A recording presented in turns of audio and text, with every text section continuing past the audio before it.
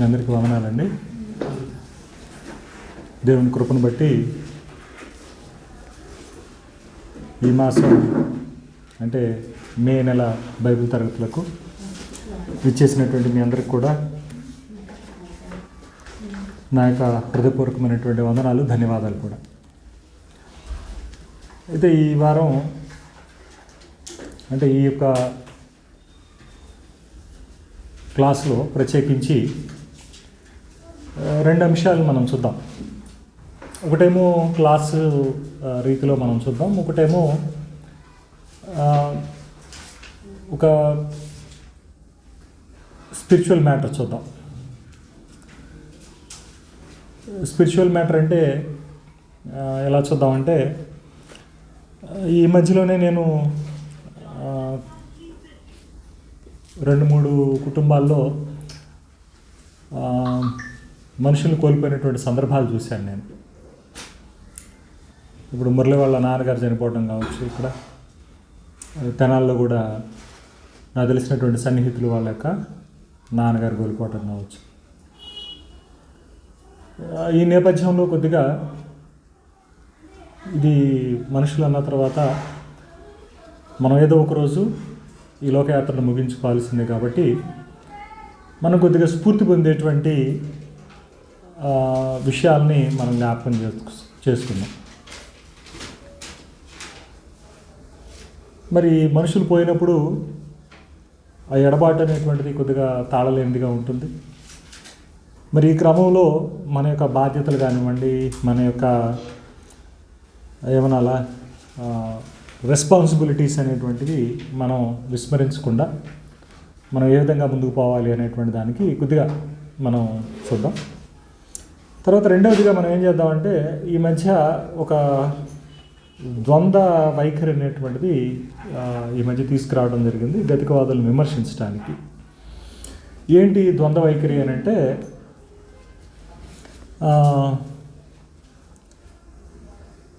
ప్రభు రాకడ అనేటువంటిది ఆలస్యం జరుగుతుంది, ఆలస్యం అని ఒక ఉపమానాల్లో చెప్పబడేటువంటి వైనాన్ని ప్రభు మాటల్ని వక్రీకరించేటువంటి విధంగా, లేకపోతే ప్రభు మాటల్ని ఏమైనా అలా నిర్వీర్యం చేసేటువంటి విధంగా, లేదా పరస్పరము ప్రభు మాటల్ని వక్రీకరించేటువంటి విధంగా, అంటే విభేదించేటువంటి క్రమంలో మరి తెలియక చెప్పారని నేను అనుకుంటున్నాను. ఆ పరంపరలో ఒక బోధ చేశారు ఈ మధ్యలో కొంతమంది. దాన్ని కూడా కొద్దిగా సందర్భ సహితంగా మనం విశ్లేషించేటువంటి ప్రయత్నం కూడా మనం చేద్దాం. ఈ రెండు విషయాల్ని మనం చూద్దాం. అయితే నేను ఎప్పుడు సాధారణంగా కూర్చొని చెప్పే అలవాటు నాకు లేదు, కానీ ఇక్కడ కూర్చోడానికి 2 కారణాలు ఉన్నాయి. ఏంటంటే, నేను కొద్దిగా ఈ సీజన్ మారేతలకి ఏమవుతుందంటే, నాకు హెడేక్స్ బాగా ఎక్కువైపోతున్నాయి. ఈ సీజన్ మారంగానే, ఈ ఎండాకాలం స్టార్ట్ అవ్వగానే హెడేక్స్ బాగా విపరీతం అయిపోతాయి. నాకు ఫోటోఫోబియా ప్రాబ్లం ఉంది, బాగా ఈ లైట్ చూడలేని పరిస్థితి నాకు. దానికి నేనేం చేశానంటే, నాకు 1-2 సార్లు డాక్టర్లు రికమెండ్ చేశారు కదా అని నేనేం చేశానంటే టోపామాక్ అనేటువంటి బిళ్ళ వాడాను. తలనొప్పి అయితే తగ్గుతుంది, కానీ ఆ బిళ్ళకి సైడ్ ఎఫెక్ట్ కూడా ఏంటంటే కళ్ళ మీద ఎక్కువ ప్రభావం చూపుతుంది. దానివల్ల ఏమవుతుందంటే అక్షరాలు కనపడి సార్లు లైట్ చూడలేకపోవటం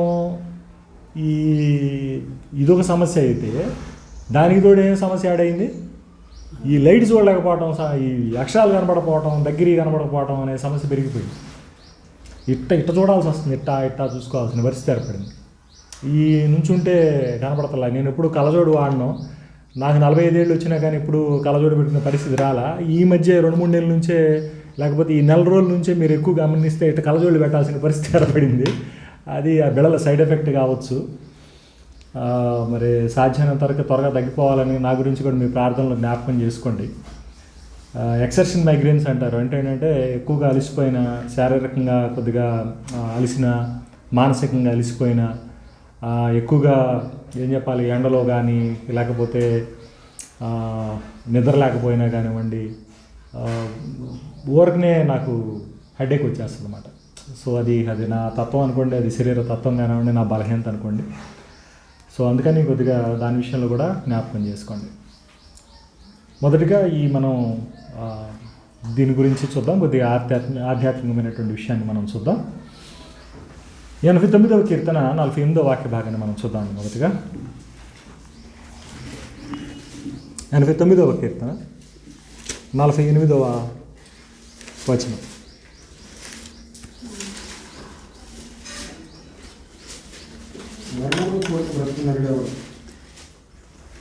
చాలా చక్కని మాట. మరణమును చూడక బ్రతుకు నరుడెవడు? ఉన్నాడా ఎవరన్నా? ఉంటే 2-3 పేర్లు చెప్పండి కదా. ఇది మనం కొద్దిగా పైనుంచి కనుక అంటే 47వ వచనం నుంచి కూడా చూడండి ఒకసారి. ఏమన్నాడు? నా ఆయుష్కాలము ఎంత కొద్దిదో జ్ఞాపకము చేసుకోను. ఎంత వ్యర్థముగా నీవు నరులందరినీ సృజించి ఉన్నావు. మరణము చూడక బ్రతుకు నరుడెవడు? పాతాళము యొక్క వశము కాకుండా తను తాను తప్పించుకొనగలవాడెవడు అని అంటున్నాడు. ఈ మాటనే గుర్తుపెట్టుకోండి. ఫస్ట్ అతను గుర్తు చేసినటువంటి మాట ఏంటంటే ఆయుష్కాలము ఎంత కొద్దిదో జ్ఞాపకం చేసుకోండి అని అంటున్నాడు. ఫస్ట్ మాట ఏంటంటే నరుని యొక్క ఆయుష్కాలం అనేటువంటిది కొద్దిది అని అన్నాడు. దాన్ని ఈ 90వ అధ్యాయం 10వ వాక్య భాగంలోకి వెళితే మా ఆయుష్కాలము 70 సంవత్సరములు, అధిక బలమున్న ఎడల 80 సంవత్సరములగును, అయినను వాటి వైభవము ఆయాసమే దుఃఖమే, అది త్వరగా గతించును, మేము ఎగిరిపోవుదుము అని అంటున్నాడు కదా. సో ఈ 90వ కీర్తన చాలా జాగ్రత్తగా గమనిస్తే ఈ ఏజ్ మీద చాలా చక్కగా రాస్తాడు 90వ కీర్తన అనేది.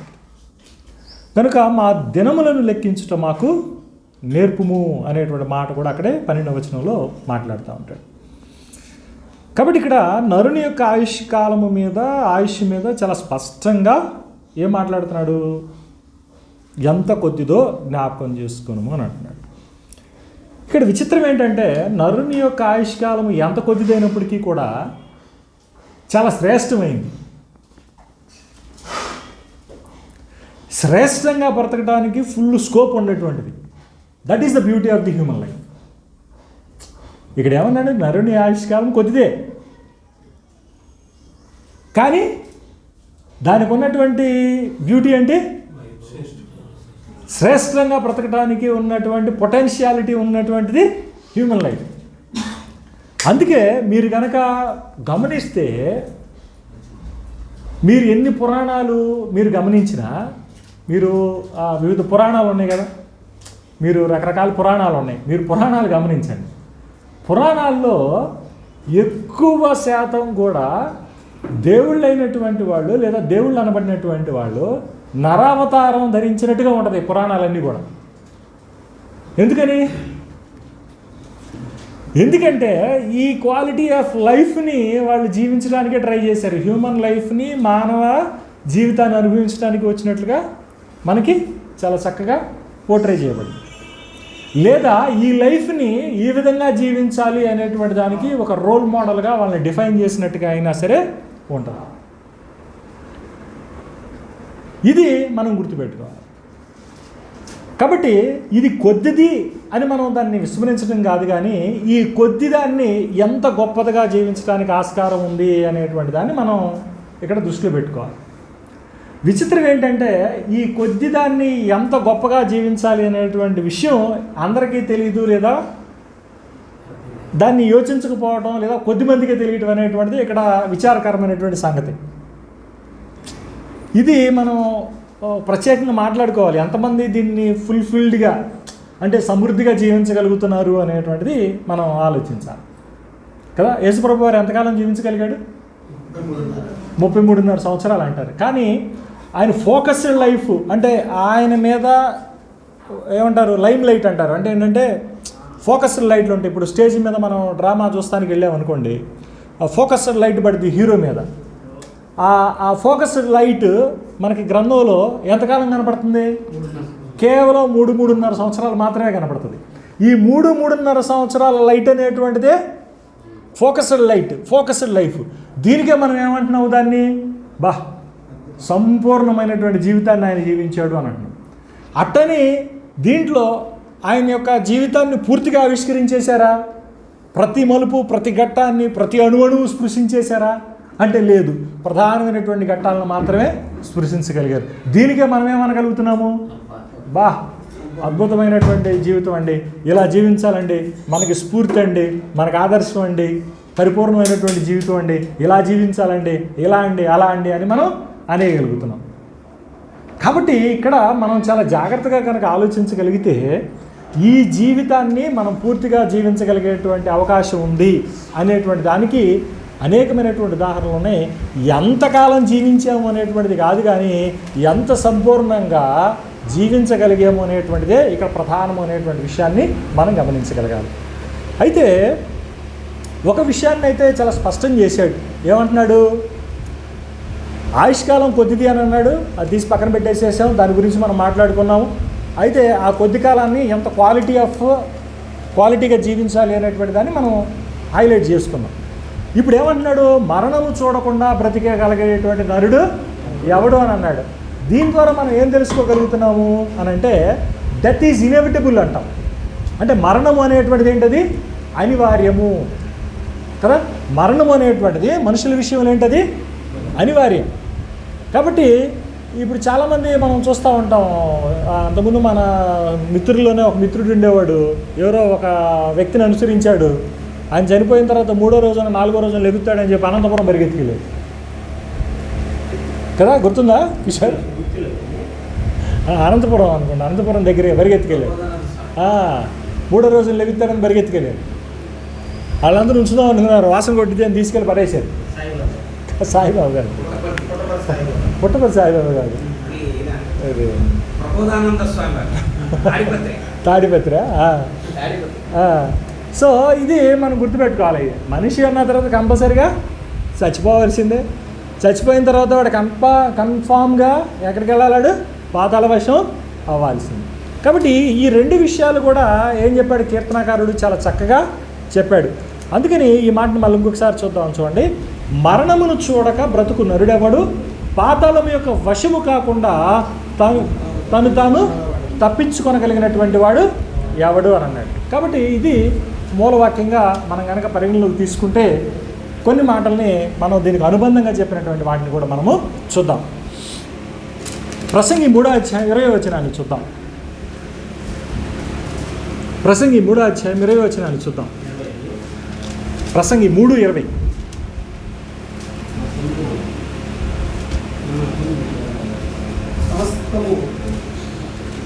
సమస్తము ఒక్క స్థలమునకే పోవును. చూడండి, చాలా చక్కగా చెప్తున్నాడు. సమస్తము ఒక్క స్థలమునకే పోవును, సమస్తము మట్టిలో నుండి పుట్టెను, సమస్తము మట్టికే తిరిగిపోవును అని అంటున్నాడు. దీన్ని మళ్ళీ 12వ అధ్యాయం 7వ వచనంలో డిఫరెంట్గా చెప్తాడు. 12:7 మళ్ళీ డిఫరెంట్గా చెప్తాడు. మన్నైనది వెనకటి వలె మట్టికి చేరును, ఆత్మ దేవుని దగ్గరికి, అంటే దాన్ని చేసేసినటువంటి దేవుని దగ్గరికి తిరిగి మరలా పోవును అన్నాడు. అందుకే ఏమన్నాడు? సమస్తమును ఒక స్థలమునకే పోవును అని అన్నాడు. ఒక స్థలానికే పోతుంది. ఏదైనా సరే, ఎవరైనా సరే ఎక్కడికి వెళ్ళాలా? మట్టిలోకి పోవాల్సింది. ఈ మట్టిలోకి పోయేటువంటి క్రమంలో ఆత్మేమో దయచేసినటువంటి దేవుని దగ్గరికి వెళ్తుంది అని చెప్తున్నాడు. రెండోది, శరీరం ఎక్కడి నుంచి తీయబడిందో అక్కడికి వెళ్ళిపోవాలి అనేటువంటి యూనివర్సల్ ప్రిన్సిపల్ అనేటువంటిది ఇట్ అప్లైస్ టు ఆల్. ఇది అందరికీ అప్లికబుల్ అవుతుంది అనేటువంటి విషయాన్ని చాలా ఖండితంగా చెప్పాడు. అయితే ఈ నడుమున మనం ఏమవుతుంది అని అంటే, మనము కొన్ని అటాచ్మెంట్స్ అంటే ఏంటి, ఈ స్వల్పకాలం ఏదైతే మనం భూమి మీద మనం జీవిస్తున్నామో, ఈ స్వల్పకాలం మనకేమవుతుంది అంటే మనం ఈ లోకంతో అటాచ్ అవుతున్నాం కదా. మరణం అనేటువంటిది అనివార్యమని తెలుసుకున్నాం. కంపల్సరీగా ఈ లోకాన్ని విడిచిపెట్టాలనేటువంటి విషయాన్ని మనం తెలుసుకున్నాం. కంపల్సరిగా పాతాళానికి వెళ్తాడు అనేటువంటి విషయాన్ని తెలుసుకున్నాం మరణించినటువంటి వాడు. అయితే ఈ ఈ స్వల్పకాలం ఇక్కడ జీవించేటువంటి జీవితంలో చాలా ఉన్నతంగా బ్రతకడానికి ఆస్కారం ఉందనేటువంటి విషయాన్ని మనం తెలుసుకున్నాం. తెలుసుకున్న తర్వాత ఇక్కడ ఏమవుతుందంటే a kind of attachment, a kind of love for the world. అంటే లోకంతో మనం మమేకమైపోయి లోకంలో ఉన్నటువంటి కొన్ని బంధాలకి, లోకంలో ఉన్నటువంటి కొంత వ్యక్తులకి మనం ఏమవుతున్నాము, దగ్గర అయిపోతున్నాము, అనుబంధాన్ని, బంధాన్ని మనం పెంచుకుంటున్నాము అనేటువంటి విషయాన్ని మనము గ్రహించగలుగుతాం. మరి ఈ క్రమంలో మనము ఏంటి, ఇక్కడ నుంచి వదిలిపెట్టిపోవడానికి ఇష్టపడతాం, వదిలిపెట్టడానికి సంసిద్ధతను మనము చూపించలేకపోతున్నాం. కానీ ఇంకోవైపు మనం మాటలు మాట్లాడుతూ ఉంటాం, పక్క ఎగిరి పడుతూ ఉంటాం. ఏమంటాం తెలుసా, పర్లోకం వెళ్ళాలా, ఏంది గురి అన్నాం అనుకోండి, నాగరాజు ఏంటి మరి నీ లక్ష్యం ఏంటి అన్నాం అనుకోండి, చర్చికి రాగానే పర్లోకం వెళ్ళాలి బ్రదర్ అంటాడు. రమేష్ ఏంది నీ గురి అన్నాం అనుకోండి, పర్లోకం వెళ్ళాలి బ్రదర్ అంటాడు. అందరి గురి ఏంది, పర్లోకం వెళ్ళాలంటాడు. మరేంది ఇప్పుడు వెళ్తా లారీ కింద పడదామా అన్నాం అనుకో, ఏమంటారు, ఇది ఆడ దరిద్రుడు, వెళ్ళేటప్పుడు లారీ కింద పడమంటాడు, వీడు అంటాడు. ఏది మరి రేపు అందరూ పోదామా, లేదా రేపు పోయామనుకో పరిస్థితి ఏందన్నా అనుకో, ఇది ఆడ దరిద్రుడు శుభం పలకరావు సుబ్బయ్య అంటే ఈడే నెట్ట పలుకుతున్నాడు అని అంటాడు. అంటే everybody wants to go to heaven but nobody wants to die. అంటే ప్రతివాడు పరలోకం గురించి మాట్లాడడానికి, పరలోకం గురించి చర్చించడానికి ఇష్టమే. కానీ మరణం గురించి చర్చించడానికి కానీ, మరణం గురించి మాట్లాడటానికి కానీ, మరణం గురించి ఆలోచించడానికి కానీ ఎవరికి ఇష్టం లేదు, ఎవడికి సిద్ధపాటు లేదు. మరణం అనేటువంటి మాట అంటానికే భయం. నేను ఒకసారి ఏం చేశానంటే ఈ ఈ ఈ పాతాళం గురించి, నరకం అనేటువంటి అంశం గురించి కొద్దిగా పరిశోధన చేయడానికి నేనేం చేశానంటే, మన గ్రంథంలో ఎక్కువ లేదు కదా అని చెప్పి నేనేం చేశానంటే, హిందువుల యొక్క గరుడ పురాణం గురించి పరిశోధన చేద్దామని చెప్పేసి గరుడ పురాణం కొనడానికి విశాలాంధ్ర బుక్ పబ్లికేషన్స్కి వెళ్ళి, ఇంతలా ఉండి ఇట్లా నిలువుగా ఉంటుంది పుస్తకం. సరే నేను కొందామని చెప్పి తీసుకోగానే మా ఫ్రెండ్ అమ్మటే లాక్కొని అరలో పెట్టేసేసి నో కొనబాకెళ్తాను అన్నాడు. దాన్ని పట్టుకోవడానికే వాడు సెంటిమెంట్గా ఫీల్ అయిపోయాడు. కొనబాకు, ఇప్పుడు అది కొనకూడదు మనం దాన్ని. ఏంట్రా చదువుదామనరా ఏంట్రా అంటే, నో మనం కొనకూడదు దాన్ని. మరి ఎప్పుడు కొనాలి, అసలు ఇంట్లోనే పెట్టుకోకూడదురా అన్నాడు. వాడు పక్కా హిందూ మళ్ళీ వాడు. అంటే దాన్ని కొనడానికి కానీ చదవటానికి కానీ వాడు అసలు ససేమిరా అన్నాడు. దాన్ని అతనికి ఉన్నటువంటి సెంటిమెంట్స్ కానీ, దానికి ఉన్నటువంటి ఇష్యూస్ కానీ డిఫరెంట్. అంటే వైరాగ్యం వస్తుంది, లేకపోతే భయం ఏర్పడి వైరాగ్యం వస్తుంది, లోకాన్ని మనము లోకంలో జీవించలేము, లోకంలో ఉండలేము అనేటువంటి ఒక భావన కావచ్చేమో అనేటువంటిది నా అభిప్రాయం తర్వాత. కానీ అతను ఒప్పుకోలే. కానీ ఏదైనప్పటికీ కూడా నేను మరి దాన్ని చదివే అవకాశం కానీ లేకపోతే చూసే అవకాశం కానీ నాకు తర్వాత రాలేదు. నేను దాన్ని వదిలిపెట్టేశాను. కాకపోతే న్యూమరస్ ఆర్టికల్స్, చిన్న చిన్న కాలమ్స్ అట్లాంటివి చదివి ఉన్నాను నేను తర్వాత దానికి సంబంధించి. కాబట్టి మరణం గురించి, మరణ సంబంధమైనటువంటి విషయాల మీద చాలామంది పరిశోధన చేయడానికి కానీ ఇష్టపడరు. అయితే కొంతమంది ఏం చేశారంటే నియర్ డెత్ ఎక్స్పీరియన్సెస్ అంటారు, తెలుసా? నియర్ డెత్ ఎక్స్పీరియన్స్, NDE అంటారు. అంటే మరణాన్ని దగ్గరగా చూసిన, అనుభవించినటువంటి అనుభూతులు. అంటే కొన్ని మెడికల్ కండిషన్స్ ఉంటాయి, దాని మీద మిశ్రమమైనటువంటి అభిప్రాయాలు ఉన్నాయి సైంటిస్టుల్లో కూడా. వాళ్ళు ఏం చేస్తారంటే మెడికల్గా ఒక నిమిషం, 2-3 సెకండ్లు, కొన్ని సెకండ్ల పాటు చనిపోయి మళ్ళీ తిరిగి జీవించబడ్డటువంటి దాఖలా అనుభూతులు ఉంటాయి. నువ్వు మరి మెడికల్గా చూస్తారు, అక్కడ ఎలక్ట్రిక్ కార్డియోగ్రామ్స్ మిషన్ల మీద చూస్తూ ఉంటారు, దాని మీద తెలుస్తూ ఉంటుంది వీళ్ళు డెడ్ అని. ఒక్కసారిగా మళ్ళీ జీవిస్తారు. వాళ్ళకి నియర్ డెత్ ఎక్స్పీరియన్స్ మాట. అంటే మరణం అంశంలాగా వెళ్ళిన తర్వాత ఎట్లాంటి అనుభూతి కలిగింది, వాళ్ళు ఏం చూశారు అనేటువంటి దాన్ని వాళ్ళు మళ్ళీ బ్రతికిన తర్వాత వాళ్ళు షేర్ చేసుకున్నారు. దాని మీద కొన్ని సైంటిస్టులు కూడా ఏంటంటే వాళ్ళు మిశ్రమ అభిప్రాయాలు ఉన్నాయి. అంటే దీన్ని బట్టి వాడు ఇట్లా చెప్పాడు, ఇది వాస్తవం కావచ్చు, లేకపోతే ఇది అవాస్తవం కావచ్చు, వీడికి ఉన్నటువంటి నేపథ్యాన్ని బట్టి అట్లాంటి అనుభూతిని వాడు పంచుకున్నాడు అని రకరకాలైనటువంటి అభిప్రాయాలని వాళ్ళు పంచుకున్నారు. కాబట్టి దీని మీద కూడా చెప్పడానికి లేదు, కానీ పరిశోధనలు అయితే జరుగుతూ ఉన్నాయి. మరణించినప్పుడు ఏం జరుగుతుంది, మరణం తర్వాత ఏం జరగడానికి ఆస్కారం ఉంది అనేటువంటి దాని మీద ఇప్పటికీ సైంటిఫిక్ రంగంలో కూడా మెడికల్గా పరిశోధనలు అనేటువంటివి జరుగుతూనే ఉన్నాయి. కానీ నిక్కచ్చిగా ఇది జరుగుతుంది అనేటువంటి అభిప్రాయం అయితే ఏమీ లేదు. కాబట్టి దీన్ని బట్టి మనం ఏం చెప్పొచ్చు అని అంటే, పుట్టుక అనేటువంటిది, సావు అనేటువంటిది మన చేతిలో లేదు అనేటువంటిది అయితే మాత్రం ఖండితంగా మనం చెప్పొచ్చు. ఈ నడుమ ఏదైతే ఉందో ఇదైతే మాత్రం మన చేతిలో ఉంది. ఏదండి? సావు పుట్టుకలకు మధ్యలో ఉండేటువంటిది ఏదైతే ఉందో ఇది మన చేతిలో ఉంది.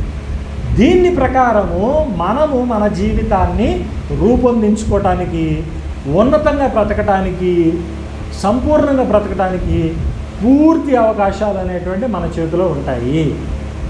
అందుకే సోక్రటీస్ అనుకుంటా ఏమంటాడు అనంటే, నాకు 6 సంవత్సరాల వయసులో ఉన్నప్పుడు పిల్లోడిని నాకు ఇవ్వండి. ఏమంటాడు? 6 సంవత్సరాల వయసులో ఉన్నప్పుడు నాకు పిల్లోడిని ఇవ్వండి, నేను మీకు సమాజంలో బ్రతకడానికి కావాల్సినటువంటి పురుషుడిని మీకు ఇస్తాను అని అంటాడు. ఇది ఫేమస్ సోక్రటీస్ కోట్. కాబట్టి సమాజంలో ఎలాంటి వ్యక్తులు ఉండాలి, నువ్వు ఏమి కావాలనుకుంటున్నావు అనేటువంటిది ఎక్కడ ఉంటుందండి? నీ చేతిలో ఉంటుంది. మీ బాల్య దశలోనే నువ్వు వేసేటువంటి అంకురార్పణ, నీ చేతిలో మొక్కాయి ఉంగనే మానవ ఉంగున అని మనకి సామెత ఉంది చూసారా, ఆ టైప్లో నువ్వు నీ బాల్య దశలో నువ్వు తీసుకునేటువంటి నిర్ణయాలు ఏవైతే ఉంటాయో దాని ప్రకారం నీ జీవితాన్ని నువ్వు రూపొందించుకోవచ్చు. నేను కొంతమందిని చూశాను, కొంతమంది పిల్లల్ని ఏం చేస్తున్నారు తెలుసా, చిలకలూరుపేటలో కొన్ని కోచింగ్ సెంటర్లు ఉన్నాయి. పక్కా కొంతమంది టార్గెటెడ్గా 3వ తరగతికి తీసుకొచ్చి అక్కడ హాస్టల్లో పడేసి కోరుకొండ సైనిక్ స్కూల్కి, నవోదయ స్కూల్కి, లేకపోతే భాష్యం ఈ స్కూల్లో ఉన్నాయి, కొన్ని హాస్టల్లో ఉన్నాయి. వీటిల్లో సీట్ల కోసం వీళ్ళు కనుక దాంట్లో కనుక 100% స్కోరింగ్ కనుక చేస్తే వాళ్ళకి ఫ్రీ సీట్ ఉంటుంది, వాళ్ళ చదువంతా ఫ్రీ ఉంటుంది.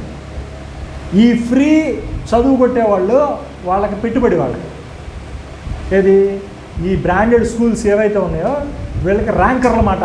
బోర్డుల మీద వీళ్ళకి వెళ్ళంగానే మీకు వెల్కమ్ బోర్డుల మీద ఉంటారు చూసారా ర్యాంకర్లో, ఈ వీళ్ళని చూసి 1000 మంది 2000 మంది తల్లిదండ్రులు ఏం చేస్తారంటే, మా పిల్లలు కూడా ఇట్ అవుతారేమో అనుకొని, ఇక్కడ చదువుకొని ఇట్ అయ్యారేమో అనుకొని ఏం చేస్తారు, వీళ్ళందరూ అక్కడ చేరుతారు.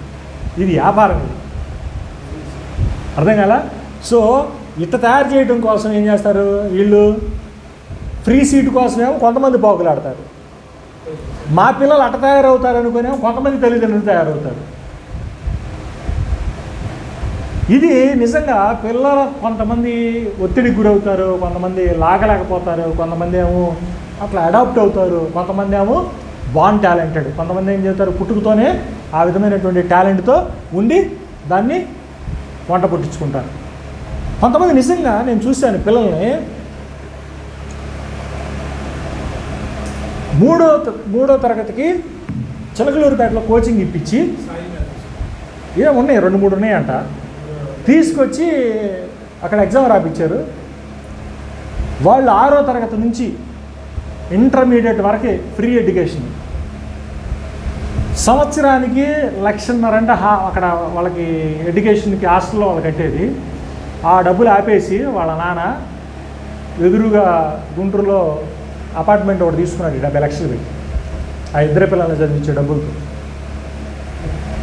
70 లక్షలు పెట్టి అపార్ట్మెంట్ తీసుకొని అదికిచ్చి అపార్ట్మెంట్ ఆయన ఉద్యోగం చేసుకుంటా పిల్లల్ని చూడటానికి నెలకోసారి వచ్చి చూసుకుంటా ఇది చేస్తున్నాడు. నేను ఆ సిస్టమ్ని నేను ఎంకరేజ్ చేయను.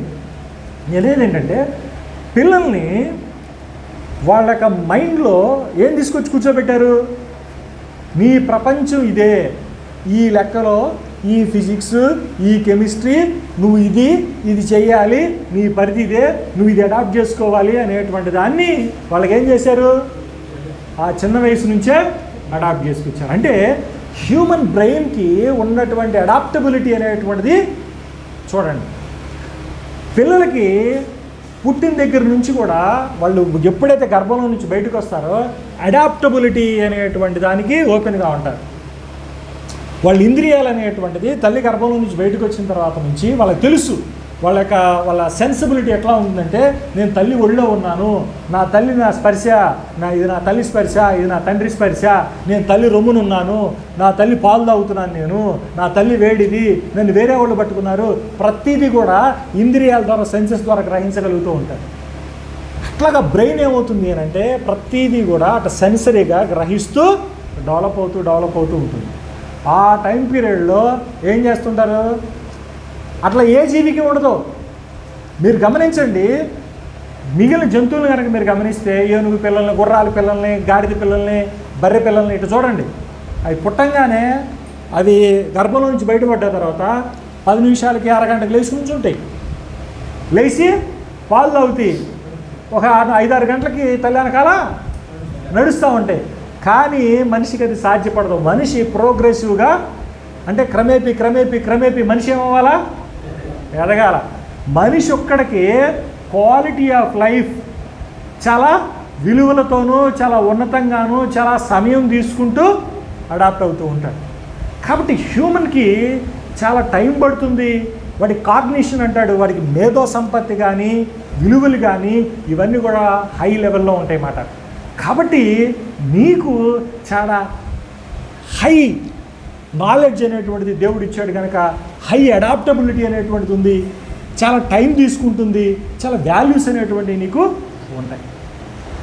కాబట్టి ఇది మనం కనుక ఈ విషయాన్ని కనుక గమనిస్తే నీకు ఒకటి మాత్రం తెలుసుకోవచ్చు, నీకు షార్ట్ అయినప్పటికీ కూడా నువ్వు ఏం కావాలనుకుంటున్నావో, ఏం చేయాలనుకుంటున్నావో, ఏమి నేర్పాలనుకుంటున్నావో దానికి పూర్తి అవకాశం అనేటువంటిది ఉంది. ఇది మనం నేర్చుకోవాలి. ఈ మాట ఎందుకు చెబుతున్నానంటే, ఇప్పుడు మీకు పిల్లలు ఉన్నారు, మీ పిల్లలు చిన్నపిల్లలు, మీరు ఆ వాతావరణాన్ని మీ పిల్లలకి క్రియేట్ చేయండి. అట్టని వాళ్ళ మీద లోడ్ వేయమని చెప్పట్లని. మీరు దైవ మార్గంలో పెంచాలన్నా సమపాలలో ఏ జ్ఞానాన్ని అందించాలనుకుంటున్నారో, సమపాలలో వాళ్ళకి ఏమందించాలనుకుంటున్నారో అందించండి. అట్లాంటి అట్మాస్ఫియర్ అండి. ఇప్పుడున్నటువంటి వరస్ట్ అట్మాస్ఫియర్ అంటే తెలుసా, ఇప్పుడు పిల్లల యొక్క మేధస్సుని దెబ్బతీసేయి, ఇప్పుడు పిల్లల్ని బాగా దెబ్బతీస్తున్నటువంటి మైండ్ని దెబ్బతీస్తున్నటువంటి ఏంటో తెలుసా, ఫోన్లు ఇంటర్నెట్లు. ఏంటయ్యి? Phone internet. ప్రతి తల్లిదండ్రులు కూడా ఇప్పుడు ఏం చేస్తున్నారంటే పుట్టిన పిల్లలకి 6 నెలలు ఉండి 7 నెలలు ఉన్నాయి అనగానే పాలు తాగేటప్పుడు కూడా పాలు ఎటు పెట్టి ఫోన్ ఎటు చూపుతున్నారు, పాలు తాగేస్తా ఫోన్ ఎటు చూపుతున్నారు. మరీ దారుణమైన పరిస్థితులు. అన్నం పెడతా వాడికి గోరుముద్దలు పెడతా కూడా ఇటు ఫోన్ ఎటు చూపిస్తున్నారు, గోరుముద్దలు పెడతా ఉన్నారు, ఫోన్ ఎటు చూపిస్తున్నాడు అలా. ఇట్లాంటి పరిస్థితుల్లో ఉన్నాం మనం. కనుక వాళ్ళ బ్రెయిన్ మీద మనోవికాసం మీద దెబ్బ కొట్టకుండా ఏం చేస్తారు, వాళ్ళకి ఎట్లాంటి సామర్థ్యం ఉంది, వాళ్ళకు ఉన్నటువంటి సామర్థ్యాన్ని మీరు గుర్తించి ఏం చేస్తారు, వాళ్ళ సామర్థ్యాన్ని పెంపొందించే దిశగా ప్రయత్నం చేసి వాళ్ళని మీరు ఏం చేయాలనుకుంటున్నారు, ఏ స్థానంలో ఉంచాలనుకుంటున్నారు అని ఆధ్యాత్మికంగాను సామాజికంగాను వాళ్ళని సమగ్రంగా అభివృద్ధి పొందేటువంటి విధంగా ఒక నిర్ణయం తీసుకునేటువంటి దిశగా వాళ్ళ అభివృద్ధికి తోడ్పడండి. ఇది మీరు చేయండి. ఎందుకంటే ఎంతకాలం బ్రతుకుతున్నాం అనేటువంటిది కాదు మనకు కావాల్సింది, 100 ఏళ్ళు బతకాలి 80 ఏళ్ళు బతకాలి అనేది కాదు కావాల్సింది. మనకి క్వాలిటీ ఆఫ్ లైఫ్ కావాలి, మనకి క్వాంటిటేటివ్ లైఫ్ కాదు కావాల్సింది. ఏం కావాలి మనకి? క్వాలిటీ ఆఫ్ లైఫ్ కావాలి. మంచి క్వాలిటీ ఆఫ్ లైఫ్తో బాగాలి. మురికి వాళ్ళ 100 ఏళ్ళు బతికే కన్నా కూడా అమెరికా లాంటి దేశాల్లో 60 ఏళ్ళు బతికినా చాలు కదా. అక్కడికి వెళ్తే ఆటోమేటిక్గా బతుకుతాం అనుకోండి, అది వేరే విషయం. బట్ వి నీడ్ ఏం కావాలా? క్వాలిటీ ఆఫ్ లైఫ్ కావాలి, నాట్ క్వాంటిటేటివ్ లైఫ్. క్వాంటిటీ ఏముందండి, ఇప్పుడు నేను మా తాతగారు బతకడం చూశాను. మా తాతగారు 98 ఏళ్ళు బతికాడు. మా మామగారు బతకడం చూశాను, 93 ఏళ్ళు బతికింది. ఏం చూశాను నేను? నాకు 90 కీర్తన చూసినట్టుగా ఆయాసం దుఃఖమే. ఏమవుతుంది? ప్రతి విభాగం కూడా దాన్ని సత్తుగిల్లి సన్నగిల్లి ఏమవుతుంది? పనితనం తగ్గిపోతూ ఉంటుంది, జ్ఞాపశక్తి తగ్గిపోతూ ఉంటుంది, జీర్ణశక్తి తగ్గిపోతూ ఉంటుంది, చూపు సన్నగిల్లిపోతూ ఉంటుంది. ఇంకేంది నువ్వు చేసేది? ఉండి ఉపయోగం ఏంటి? నీ పని నువ్వు చేసుకోలేవు, ప్రతిదాన్ని నువ్వు ఇతరుల మీద ఆధారపడాలి. ఎందుకు? కాబట్టి మనకు కావాల్సింది ఏంటి? క్వాలిటీ లైఫ్ కావాలి, క్వాంటిటేటివ్ లైఫ్ మనకు అవసరం. అర్థం కదా? క్వాలిటీ లైఫ్ కావాలి. ఈ క్వాలిటీ లైఫ్ని మీరు పిల్లలకి నేర్పండి. ఇది మనం వాళ్ళకి అందించగలిగేది, అందించాల్సింది కదా. సరే, కొద్దిగా అంశంలోనికి మనం లోపలికి వెళ్దాం. ఈ క్రమంలో మనం ఏమవుతుందంటే, మనం పిల్లల్ని పెంచుతూ ఉంటాం, భార్యాభర్తల సంబంధాలు, తండ్రి కొడుకుల సంబంధాలు, అన్న చెల్లెల సంబంధాలు. ఈ సంబంధాల్లో మనం ఈ ఉన్నటువంటి ఈ టైం పీరియడ్లో మనం బ్రతికే కాలంలో వాళ్ళందరితో కూడా మనం ఏమైపోతాము? క్లోజ్ అసోసియేషన్లోనికి, అఫినిటీలోనికి వచ్చేస్తాం. వచ్చేసిన తర్వాత మరి మరణం అనేటువంటిది అనివార్యం, మరణం అనేటువంటిది తథ్యం. మరి వచ్చేసిన తర్వాత ఎట్లా? మరి కోల్పోయిన తర్వాత వాళ్ళు ఉండరు అన్న తర్వాత మనం దాన్ని సహించలేము. మరి ఎట్లాగా కదా? మరి ఎట్లా? దీని దగ్గర మనకి ఒక చిన్న ఎగ్జాంపుల్ చూద్దాం. చూడండి, 2 సమయాల గ్రంథం 12వ అధ్యాయం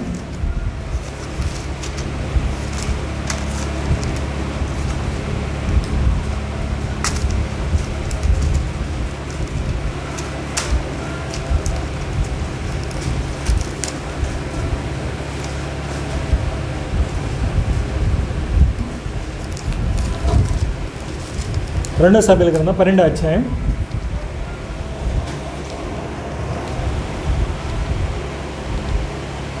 16 నుండి కొన్ని మాటలు మనం చూద్దాం.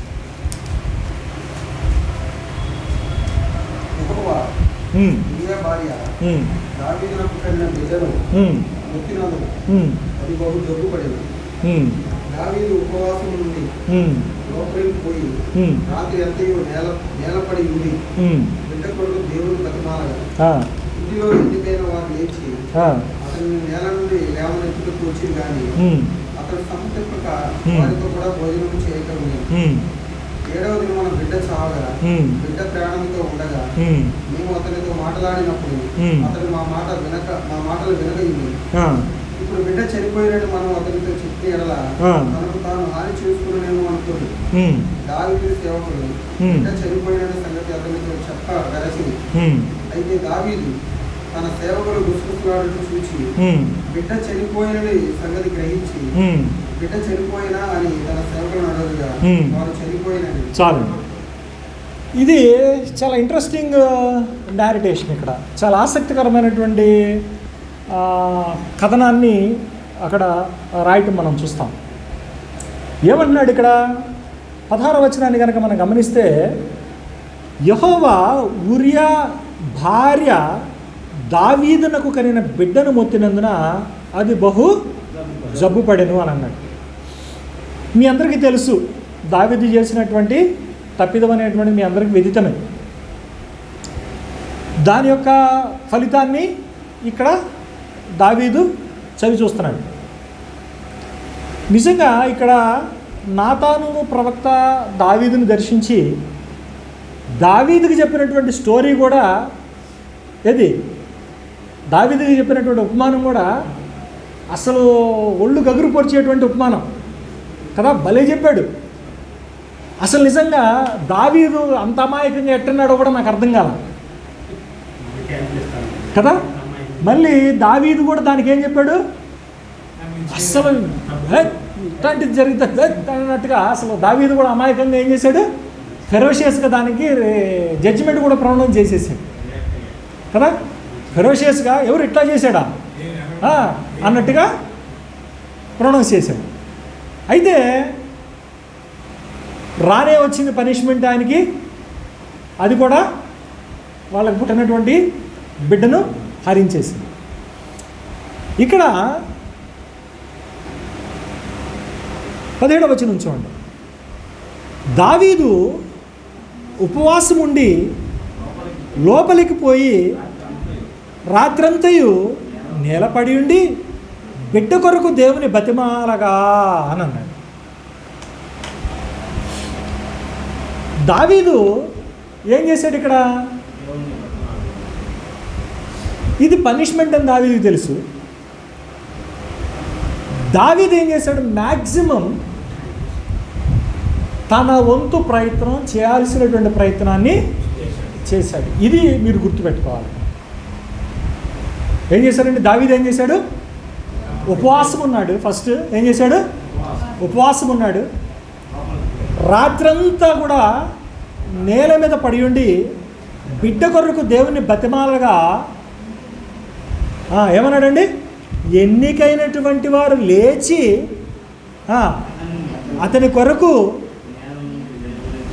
దేవుని బతిమాడగా ఎన్నికైన వారు లేచి అతన్ని నేల నుండి లేవనెత్తుకు వచ్చిరు, కానీ అతడు సమ్మతింపక వారితో కూడా భోజనము చేయక ఉండెను అని అన్నాడు. అంటే అతని యొక్క ముఖ్యులు పనివారులు ఎవరొచ్చి ఎంతమంది బతిలాడినా కానీ అతడు రెస్పాండ్ అవ్వలేదు.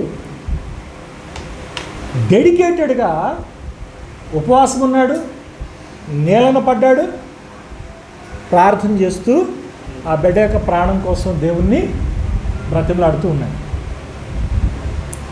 See the sincerity, see the genuinity, see the humbleness.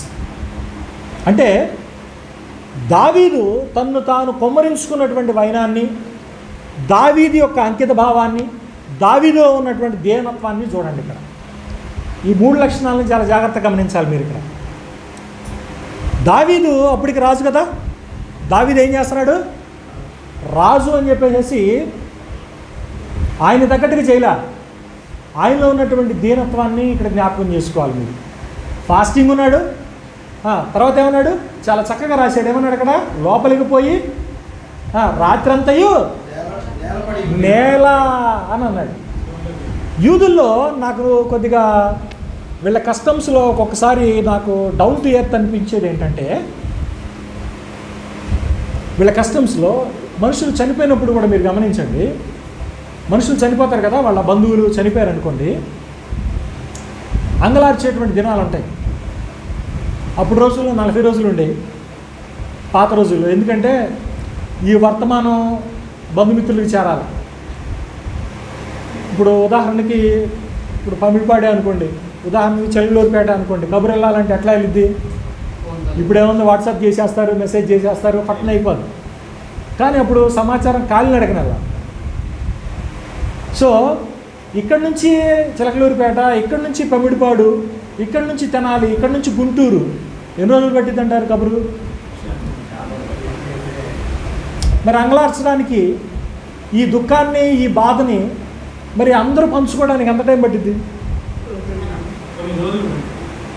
కదా? 40 రోజులు అనేటువంటిది ఇప్పుడున్నటువంటి 10 రోజులతో సమానం. అర్థమవుతుందా మీరు చెప్పేది? 40 రోజులు అనేటువంటిది అప్పుడు 10 రోజులతో సమానం వాళ్ళకి. మనకి ఇప్పుడు ఏమవుతుంది? ఈ 11 రోజు దినాలు పెట్టుకుంటున్నాం కదా, ఈ కూడా ఇప్పుడు పోయి రాబోయే రోజుల్లో వారానికి వస్తాయి ఏమో చూడండి, 3 రోజులకి వారాలకు వస్తాయి ఏమో చూడండి. ఎందుకు? ఇంకా ఫాస్ట్ అయిపోతుంది, ఇంకా జనాలకు అంత టైం ఉండట్లా. ఇప్పుడు పెళ్ళిళ్ళకి పెళ్ళిళ్ళు కూడా చూడండి, అంతకుముందు కబుర్లు అటు చేస్తే కబుర్లు 4 రోజుల ముందు, 20 రోజుల ముందు కార్డులు వచ్చాయి, 15 రోజుల ముందు కార్డులు వచ్చాయి. ఇప్పుడు ఏమవుతుంది? 3 రోజుల ముందు, 2 రోజుల ముందు కార్డులు వస్తున్నాయి. ఏరియాలో అయితే ముందు రోజు రాత్రులు పంచుతున్నారు కార్డులు. రోజులు మారిపోతున్నాయి. కానీ ఎందుకు? 40 రోజులు స్ప్రెడ్ చేయడం కోసం. తర్వాత అందరూ చేంజ్ చేసేవాళ్ళు ఆ గ్రీఫ్, ఆ దుఃఖాన్ని పంచుకునేవాళ్ళు. వాళ్ళు అప్పటి వరకు ఏం చేసేవాళ్ళు తెలుసా? యూదులు నేల మీద, కటిక నేల మీద కూర్చొని పాత బట్టలు వేసుకొని, గడ్డాలు చేసుకోకుండా, చిరిగిపోయిన బట్టలు, మాసిపోయినటువంటి బట్టలు వేసుకొని ఆ 40 దినాలు వాళ్ళ యొక్క ప్రియులైనటువంటి వారి యొక్క అనుబంధాన్ని జ్ఞాపకం చేసుకుంటూ దుఃఖపడుతూ ఆ దుఃఖాన్ని పంచుకునేవాళ్ళు. ఏది? వచ్చి రాకపోతే ఆ వచ్చేటువంటి వాళ్ళు ఏం చేసేవాళ్ళు అంటే అక్కడి నుంచే ఏమన్నా వండుకొని, వీళ్ళింట్లో వంట ఉండేది కాదు, వాళ్ళ ఇంట్లో పొయ్యలకి ఇచ్చేవాళ్ళు కాదు, వాళ్ళు వండుకొని తీసుకొస్తే ఆ తీసుకొచ్చినటువంటి వంట వీళ్ళకి పెట్టి వాళ్ళు వెళ్ళేవాళ్ళు. ఇది సాంప్రదాయం, ఇది పద్ధతిగా ఉండేది. వాళ్ళు అప్పటి వరకు నేల మీద, కటిక నేల మీద కూర్చునేవాళ్ళు, పీటలు కూర్చునేవాళ్ళు. అప్పుడు పీటలు ఉండేవి, కుర్చీలు కాదు కదా, పీటలు ఉండేవి, ముక్కాల పీటలు లాంటివి. అట్లా పీటల మీద కింద కూర్చునేవాళ్ళు. అట్లాగా దావీదు మహారాజు ఏం చేస్తున్నాడు? ఉపవాసం ఉన్నాడు, ప్రార్థన చేస్తున్నాడు, నేల మీద పరుండి, నేల మీద మోకరించి, లేకపోతే నేల మీద సాష్టాంగపడి కానీ చేస్తా ఉన్నాడు. అదే డీటెయిల్స్ రాలేదు, but we have to understand it. కాబట్టి మనం దేవుని సన్నిధానంలోకి వచ్చేటప్పుడు ఈ సంగతులు కూడా మనం నేర్చుకోవాలి. మీరు కూడా ఏకాంతంలో మీ సమయాన్ని మీరు వెచ్చించవచ్చు. ఎట్లా? మీరు మీ పర్సనల్ రూమ్కి వెళ్ళండి, మీ పర్సనల్ రూమ్ కేటాయించండి, రూమ్లోకి వెళ్ళండి. ఏం చేయండి? మీరు ఫాస్టింగ్ ఉన్నారనుకోండి, ఫాస్టింగ్ ఉండండి. ఫాస్టింగ్ ఉండటం అనేటువంటిది ఆధ్యాత్మికంగా ఏమో ఎంత ఫలితం ఉంటుందో నాకు తెలియదు, కానీ భౌతికంగా కనుక మీరు చూస్తే మెడికల్గా చాలా బెనిఫిట్స్ ఉన్నాయి ఫాస్టింగ్ వల్ల. దేనివల్ల? ఫాస్టింగ్ వల్ల మెడికల్గా చాలా బెనిఫిట్స్ ఉన్నాయి. నన్ను అడగండి, నేను చెప్తా ఏం బెనిఫిట్స్ ఉన్నాయని, ఎందుకంటే నేను చేశాను కాబట్టి. ఫాస్టింగ్ చాలా చేశాను నేను. ఫాస్టింగ్ ఇప్పుడు హెడేక్స్ వస్తున్నాయి కాబట్టి డాక్టర్స్ ఏమన్నారంటే ఫాస్టింగ్ చేయొద్దు అని అన్నారు. ఎందుకు చేయకూడదు అంటే షుగర్ లెవెల్స్ బాడీలో తగ్గుతాయి, తగ్గగానే హెడేక్స్ వస్తాయి, హెడేక్స్ ఉన్న వాళ్ళకి. అందుకని నేను చేయట్లేదు, ఏదో కొద్దిగా తినటం అనేది ఆనవాయితీగా పెట్టుకున్నాను. కాబట్టి దానివల్ల బెనిఫిట్స్ ఏంటనేది ఇప్పుడు నేను చెప్తాను నేను. కాబట్టి ఫాస్టింగ్స్ చేయండి. రిలీజియస్ అబ్జర్వేషన్స్ అంటే ఏంటంటే మతపరమైనటువంటి ఆచారాల్లో ఫాస్టింగ్ చేయడం అనేటువంటిది చాలా శ్రేయస్కరమైనటువంటి పద్ధతి. ఈ ఫాస్టింగ్ చేసేటప్పుడు ఏం చేస్తారు? ఏకాంతంలో కూర్చోండి, ఆ సమయాన్ని దేవునికి కేటాయించి ఏం చేస్తారు? ప్రార్థన చేసుకోండి. ఆ సమయంలో ఆ ప్రార్థన చేసుకునే సమయంలో ఒక హన్నాలాగా, ఒక దావీదులాగా ఏం చేస్తారు? మిమ్మల్ని మీరు తగ్గించుకోండి. అందరు చూసేటట్టు కాదు, దేవుడు చూసేటట్టు తగ్గించుకోండి. అందరు చూసేటట్టు అని చెప్పి గ్లాస్ డోర్లు పెట్టుకొని కిటికీల్లో కనపడేటట్టుగా చేయాల్సిన అవసరం లేదు. ఆడెవడో ఉన్నాడు క్రీస్తు అయిపోయారని చెప్పి అక్కడ పడతాడు, ఫ్లెక్సీలు కనపడతా ఉంటాయి, పోస్టర్లు కనపడతా ఉంటాయి. గోరు పట్టా కట్టించుకొని పెద్ద పెద్ద ఫోటోలు వేపించుకొని కూర్చుంటాడు. ఆడు ఆ బూట్లు పోసుకొని ఇవి చేసుకొని మీకోసం నా కోసం కాదు సందాలు తీసిరండి అంటుంటాడు. ఏందది? మనకి జనాల మెప్పు కాదు, ఎవరి యొక్క అనుగ్రహం కావాలి? దేవుని యొక్క అనుగ్రహం కావాలి. So do it in private. అంతరంగాన్ని చూసేటువంటి దేవుడు కాబట్టి మనం ఏం చేయాలి? అది లోపల చేయాలి. కాబట్టి డూ ఇట్ ఇన్ ప్రైవేట్గా చేయండి. మీరు ఏ స్థితిగతిలో కలిగినటువంటి వాళ్ళైనా సరే ఏం చేయాలా? Do it in private. కాబట్టి ప్రైవేట్లో వ్యక్తిగతంగా ఉన్నప్పుడు మీరు ఏం చేస్తారు? కొంత సమయాన్ని కేటాయించి చేయాలి. తర్వాత కొద్దిగా ముందుకెళ్దాం. చూడండి,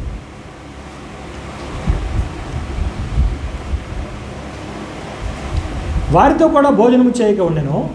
7వ దినమున 18వ వచనం చూడండి. 7వ దినమున బిడ్డ చావగా అని అన్నాడు. అంటే 7 దినాలు కూడా అతడు ఫాస్టింగ్ ఉండి బిడ్డ ప్రాణం కొరకు నేల మీద ఉంటూ, అంటే కటిక ఉపవాస దీక్షను అతడు చేసింది.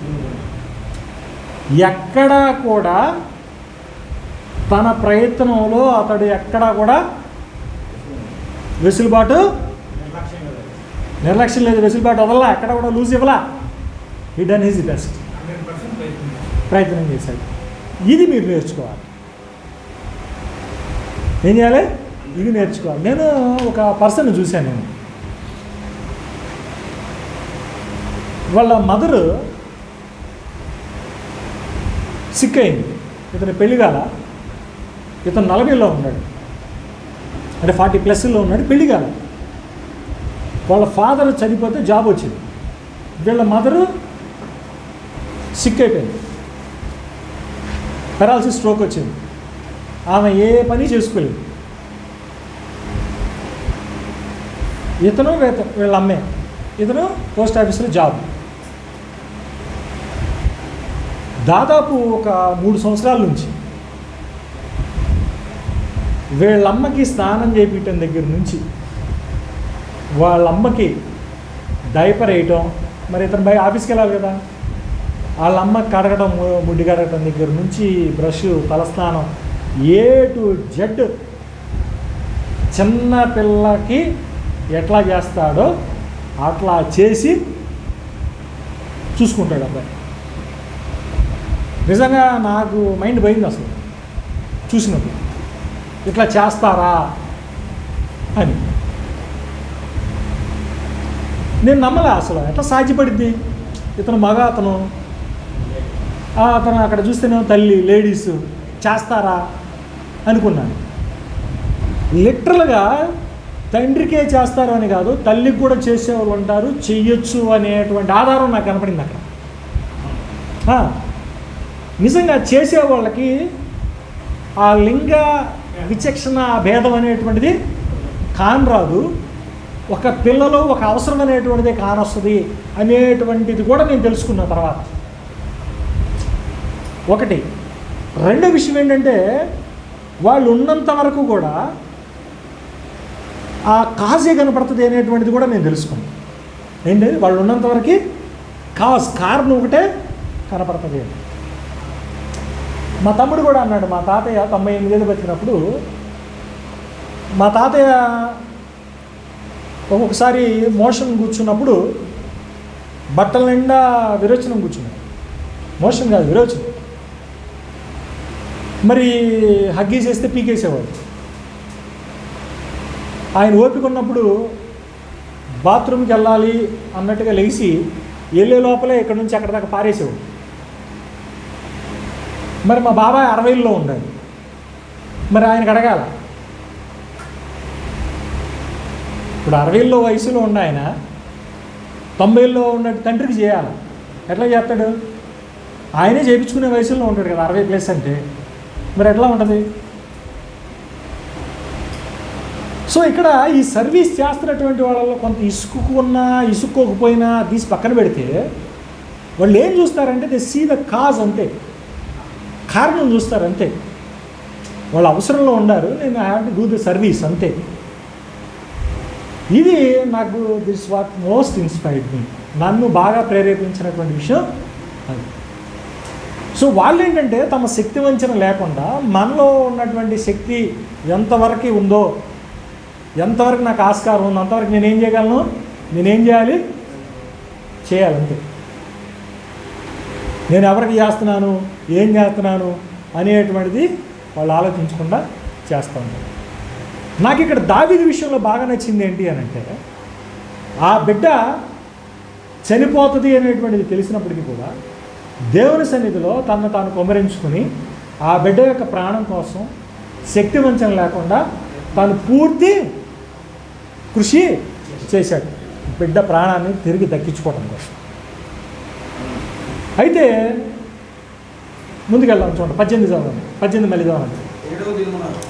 7వ దినమున బిడ్డ చావగా ప్రాణంతో ఉండగా మేము అతనితో మాట్లాడినప్పుడు అతను మా మాటలు వినకయుండు.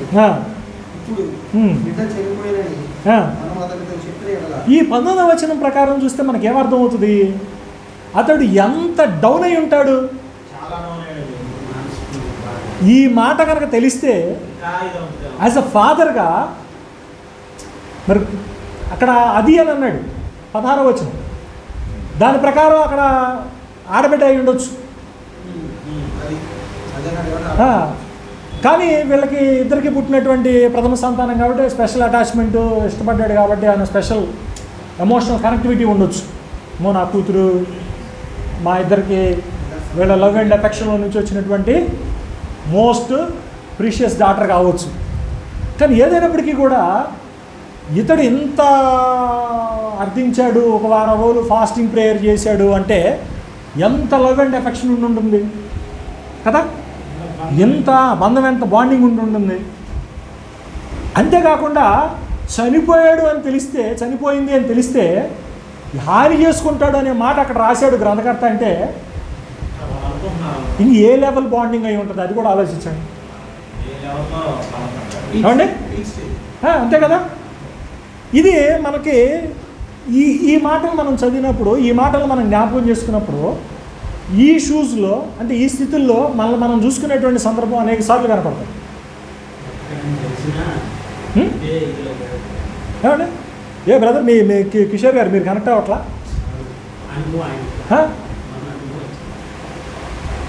మీరు రీసెంట్గా మీ డాక్టర్ని కోల్పోయారు, మీకు కనపడుతుంది.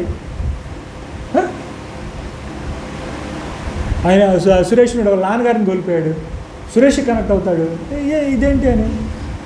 ఇట్లాగా we all have a reason to connect with the David. అంటే అక్కడ దావీదుతో మనం కనెక్ట్ అవ్వడానికి ఇక్కడ హేతు కనబడుతుంది మనకి ఇక్కడ. అంటే ఇట్లాగా మనం కోల్పోయినటువంటి వాళ్ళతో ప్రియుల్ని మనం కోల్పోయినప్పుడు వాళ్ళకు ఉండేటువంటి అటాచ్మెంట్ ఎలా ఉంటుంది అనేటువంటి దానికి ఇది it's a correct story, correct incidence ఇది. తర్వాత చూడండి ఏమంటున్నాడు, చూడండి 19 తర్వాత. ఇప్పుడు బిడ్డ చనిపోయినని చెప్పిన ఎడల తనకు తాను హాని చేసుకున్నాడేమో అనుకోండి. దావీదు సేవకులు బిడ్డ చనిపోయిన సంగతి అతనికి చెప్పవేసి చెప్పలా. చెబితే ఏం చేసుకుంటాడో అంటే అంత డౌన్ అయిపోయాడు సైకలాజికల్గా.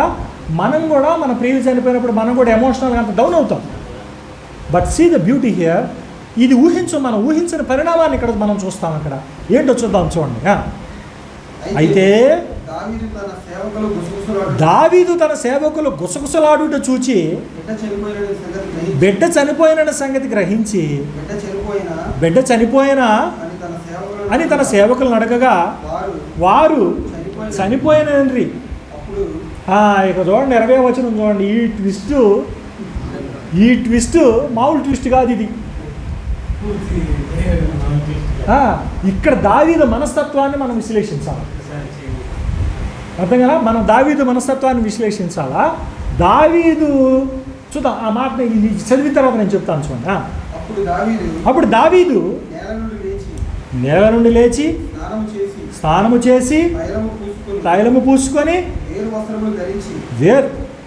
ఎమ్మటే చేంజ్ అయిపోయింది చూడండి. ఎమ్మటే అప్పుడు దాకా ఏంటి నేను ఇందాక చెప్పాను, దేవుని సన్నిధానానికి వచ్చేటప్పుడు మా బంధువు ఒక అతను ఉన్నాడు. ఆయన దగ్గరికి ఎవరైనా కలవడానికి వస్తున్నారు సేవకులు కానీ ఎవరన్నా అన్నారనుకోండి, ఆయన ఏం చేస్తాడు తెలుసా? 1-2 గంటలు వెయిట్ చేపిస్తాడు. అమ్మటే కలవడం. ఆయన వెళ్ళి 11ంటికి లభిస్తాడు. ఆయన కలవాలంటే మీరు 10-11 తర్వాత రావాల్సింది. ఈ పొరపాటున 10ంటికి వెళ్ళి పొద్దున్న కలుద్దామని వెళ్ళారనుకోండి, మీ కర్మ 2 గంటలు ఎదురు చూడాలి. వచ్చిన తర్వాత ఆయన మీరు 10ంటికి వెళ్ళారనుకోండి 2 గంటలు ఎదురు చూపిస్తాడు. తర్వాత ఆయన స్నానం చేసి చక్కగా మీరు వచ్చినటువంటి వాళ్ళని బట్టి డ్రెస్ వేసుకొస్తాడు. ఆయన మీరు వచ్చిన వాళ్ళని బట్టి, మీరు కారులో వచ్చారంటే మీకు దగ్గర డ్రెస్ వేసుకొస్తాడు. మీరు పెంతుకోసం బట్టి వస్తే మీకు దగ్గర డ్రెస్ వచ్చింది. మీరు బట్టి అక్కడ ఆయన అవుట్పుట్ ఉంటుంది. ఏదో సినిమాలో మోహన్ బాబు అనుకుంటా ఏదో అంటాడంటే, ఎలా నువ్వు భాష అంటే ఇంత గడ్డ వేసుకొని ఇంత నువ్వు డోలు కొడతా కూర్చున్నావు అంటాడు చూడు, ఆ టైప్లో ఉంటాడు మా బాబా. నువ్వు వెళ్ళావనుకో, నువ్వు ఊహించు ఆయన్ని వేదికలకి మంచి వైట్ అండ్ వైట్ అంగి వేసుకొని సితార్ తీసుకొని సితార్ వాయిస్తూ ఉంటాడు. ఏది దేవుడి పాటలే. నువ్వు ఊహించు ఏంది ఆధ్యాత్మిక ప్రపంచంలోకి వచ్చి అనుకోవాలి ఆయన. అంటే నువ్వు కంటది ఆయన వ్యవహారం అసలు టోటల్ డిఫరెంట్. అయినా నీకు వచ్చిన తర్వాత ఆయన చూసి ఏంది సెయింట్ ఏంటి ఎమ్మటే ఏది గుడారంలో నుంచి బయటకు వస్తాడు అనుకోవాలి. ఆయన బెడ్రూమ్ నుంచి చెప్తుంటే దానికి తగ్గ అట్మాస్ఫియర్కి తగ్గ సెంటు, అట్మాస్ఫియర్కి తగ్గ డ్రెస్సు, అసలు వ్యవహారం వేరు ఉండదు. మీరు దర్శించాలి. మీరు దాన్ని దర్శిస్తేనే మీకు సాక్షాత్కారం జరుగుతుంది. లేదు నేను చెప్పలేదు మీకు దాన్ని.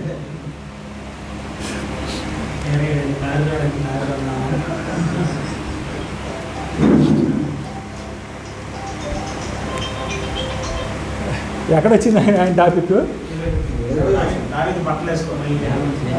దావీదు ఎమ్మటే డ్రెస్ చేంజ్ చేసుకున్నాడు. నేను చెప్పా కదా, వాళ్ళు ఏం చేస్తారు?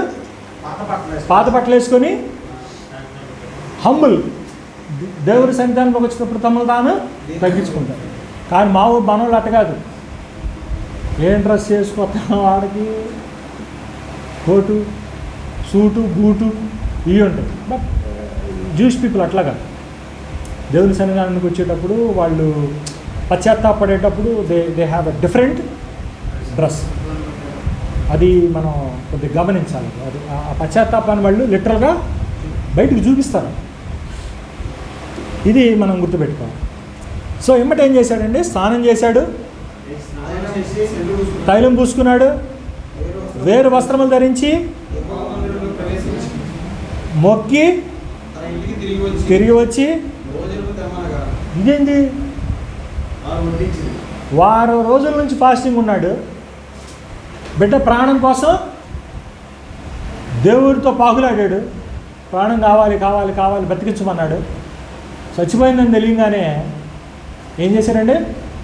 స్నానం చేశాడు, తలంటి స్నానం చేశాడు, మంచి బట్టలు వేసుకున్నాడు, దేవుని మందిరానికి వెళ్ళాడు, మొక్కాడు, దేవునికి మొక్కాడు. మళ్ళీ ఏం చేశాడు?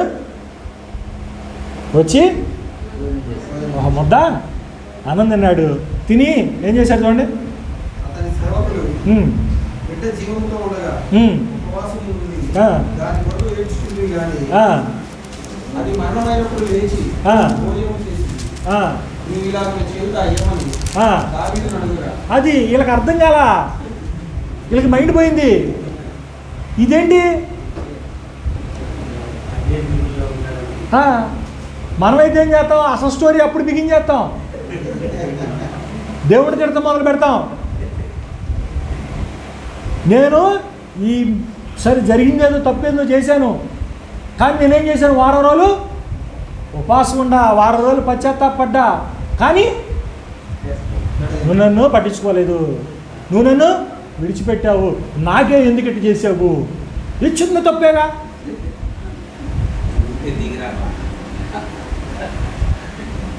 ఎక్కడున్నావు, ఇక్కడున్నావు, అక్కడున్నావు, ఏదేదో సినిమా పాటలు నాలుగేది వచ్చాయి, ఏదేదో చేసేవాళ్ళం.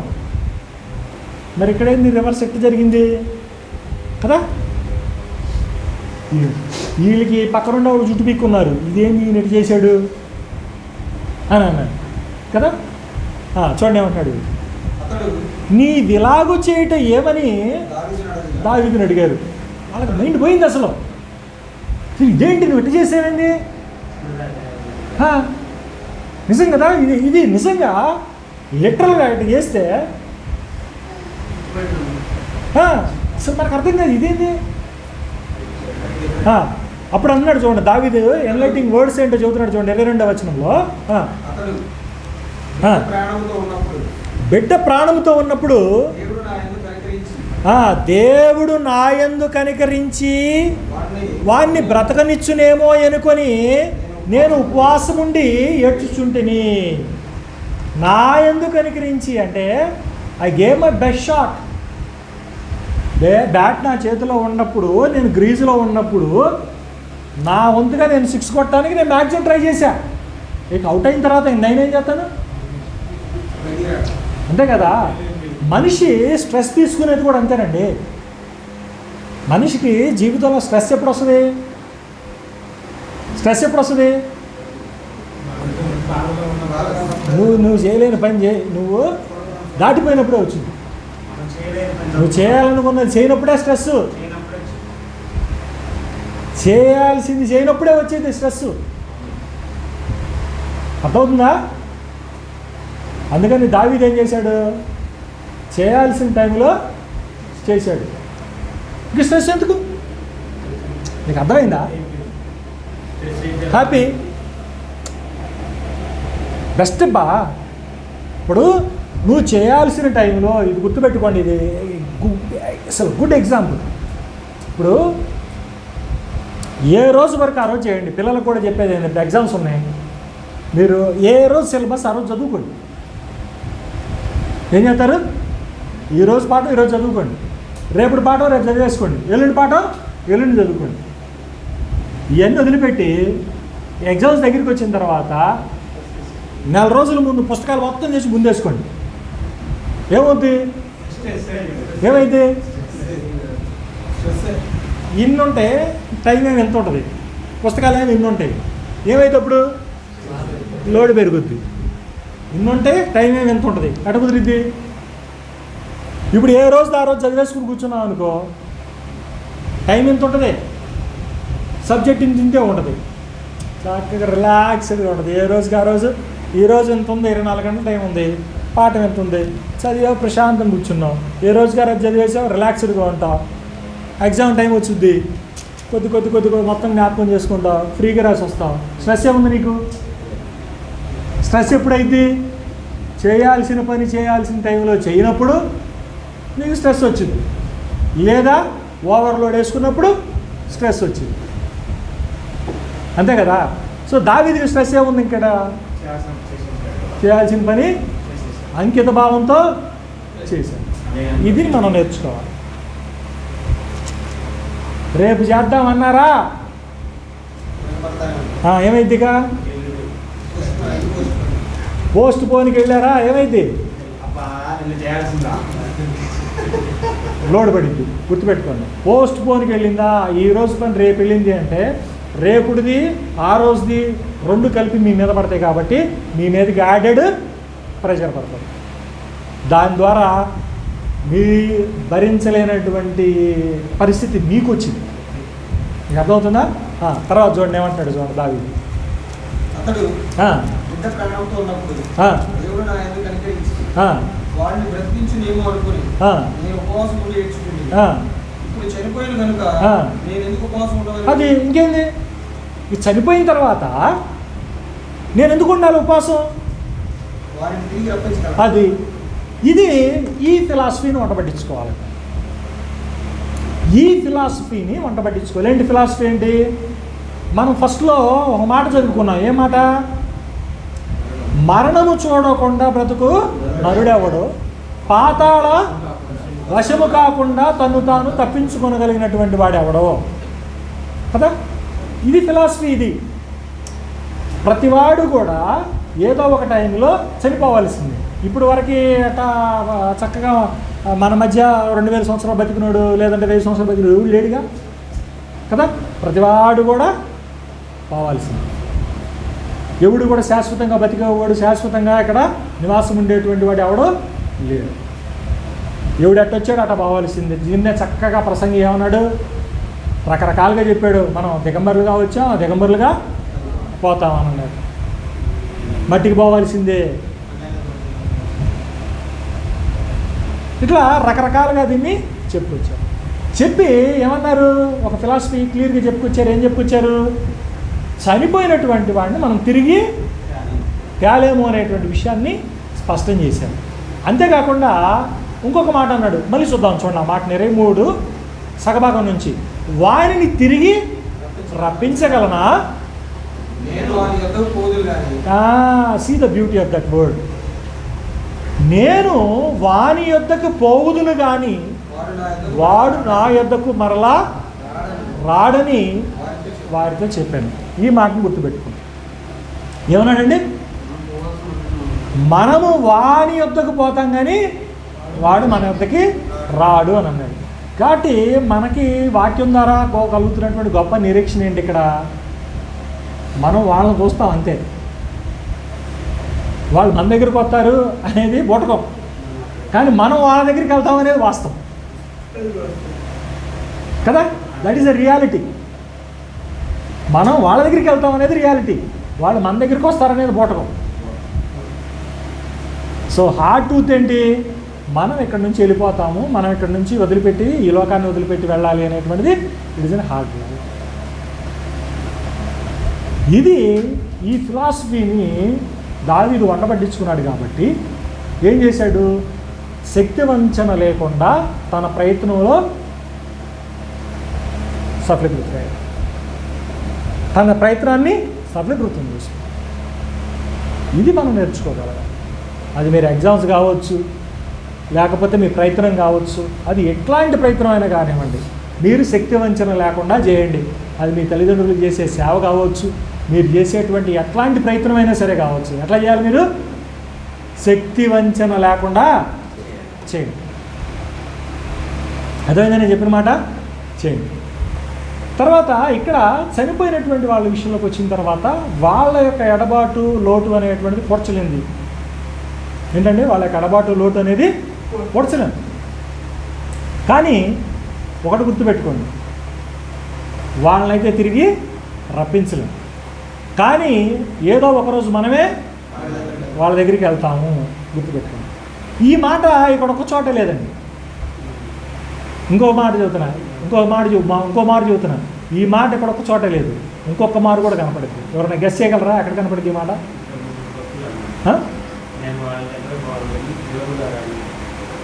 యోగు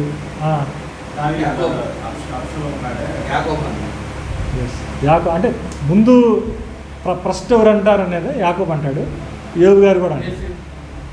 యోసేపు దగ్గరే వచ్చింది చూడండి, ఆదికాండం చెప్తాను 37 అధ్యాయం 35 వచ్చింది.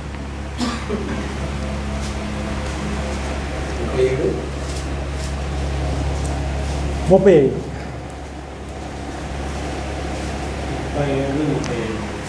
మాటలందరూ అతన్ని ఓదార్చుకు యత్నం చేసి అయితే అతను ఓదార్పు నొల్లకపోయాను. యోసేపు యొక్క ప్రియతత్వాన్ని తట్టుకోలేనటువంటి అమలు ఏం చేశారు? అతన్ని అమ్మేసి మరి అడవిలో క్రూర మృగాలు అతన్ని చంపేసినాయి అని చెప్పేసి మరి అతని యొక్క విచిత్ర వస్త్రాలు తీసుకొచ్చి తండ్రికి చూపించారు. తండ్రి వాటిని చూసి రోధిస్తూ ఏమంటున్నాడు?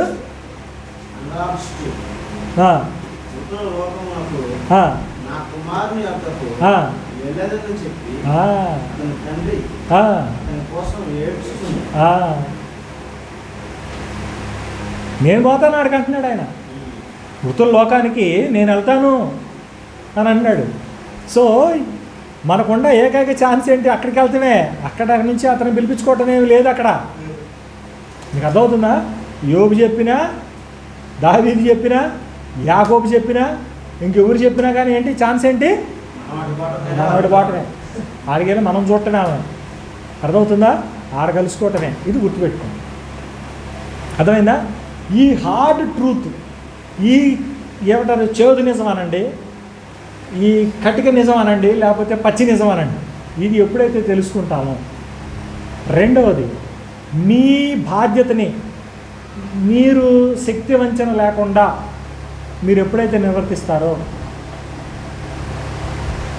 మీరు దావీదులాగా ప్రవర్తించేస్తారు. ఆటోమేటిక్ దావీదులాగా బిహేవ్ చేసేస్తారు. ఈ రియాలిటీ తెలియాలి. తెలియకపోతే మీరు అట్లా బిహేవ్ చేయలేరు. మీరు దావీదు నిజంగా మెచ్యూరిటీకి నేను చాలా షాక్ అయ్యాను. ప్రయత్నం చేసేటప్పుడు ఎట్లా ప్రయత్నం చేశాడు చూడండి. అయిపోగానే నా పాత్ర అయిపోయిందండి. ఇక నా దాంతో దీంతో ఇక నా పాత్ర లేదు. Okay, free. వెళ్ళాడు, శుభ్రంగా తిన్నాడు, ముద్దుడుచుకున్నాడు, వచ్చాడు, కూర్చున్నాడు. ఇంకా కుంగిపోతాం మనమైతే కదా. నో అట్లా లేడు దావీదు. సో ఆ లెవెల్ ఆఫ్ మెచ్యూరిటీ అనేటువంటిది మనం చూపించాం. ఆ లెవెల్ ఆఫ్ మెచ్యూరిటీని మనం చూపించాం.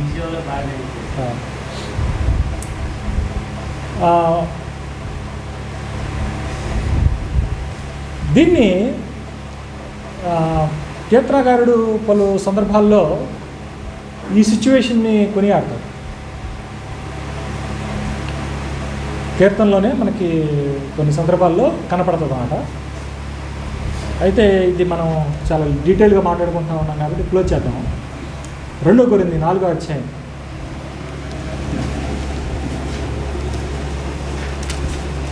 14-15 వచనాలు చూద్దాం.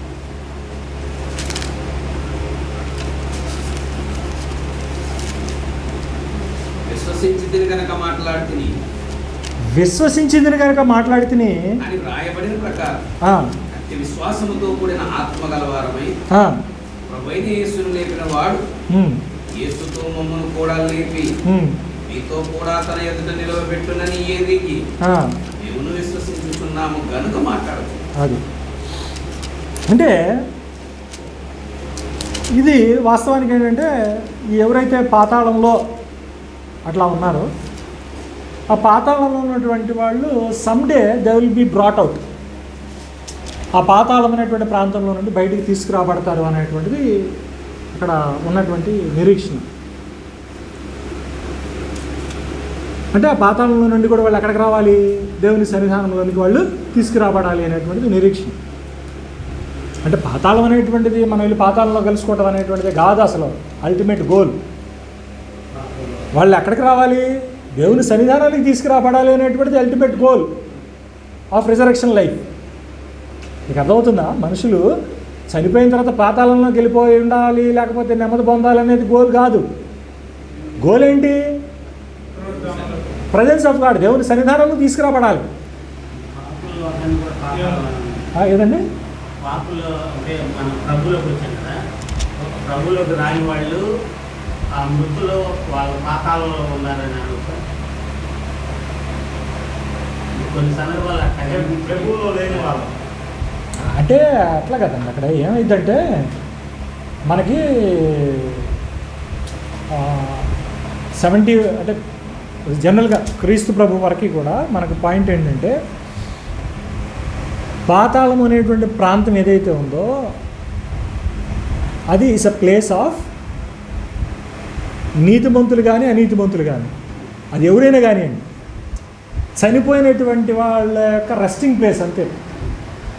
అది నీతిమంతులు కానివ్వండి, అనీతిమంతులు కానివ్వండి, ఆ చనిపోయినటువంటి వాళ్ళ ఆత్మలు నెమ్మది పొందేటువంటి లేదా విశ్రాంతి స్థలం అది, అంతే. అక్కడ నెమ్మది పొందుతాయి అంతే. దీన్ని న్యూ టెస్ట్మెంట్ టైం పీరియడ్కి వచ్చేసరికి ఏం చేశారంటే అక్కడ నీతిమంతులకి సపరేట్ క్యాబిన్ అని, అనేది ఎస్పెషల్గా లోక 16ని బేస్ చేసుకొని వీళ్ళకేమో యాతనకరమైనటువంటి ప్రాంతం అనే ఒక వివరణ ఇటు మొదలుపెట్టారు. బట్ ఓల్డ్ టెస్ట్మెంట్లో ఉన్నటువంటి 39 బుక్స్ ప్రకారం ఏంటంటే it is the place, resting place for the righteousness and unrighteousness. అంటే నీతిమంతులకి అనీతిమంతుల యొక్క చనిపోయినటువంటి వారి యొక్క ఆత్మలు ఉండేటువంటి ప్రాంతం అంతే. పాత నిబంధన ప్రకారం 39 పుస్తకాల సమాహారం ప్రకారం అంతే. అయితే విచిత్రం ఏంటి? ఈ మాట చూడండి, ప్రకటన గ్రంథం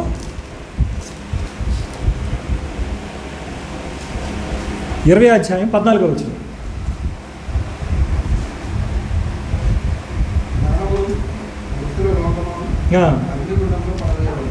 ఏంటండి?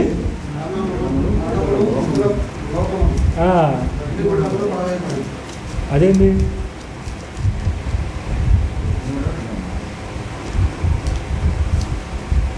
అర్థమైందా?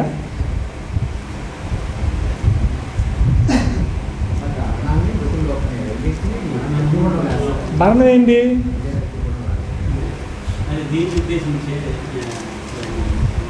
మరణం ఏ మరణం అనుకుందాం?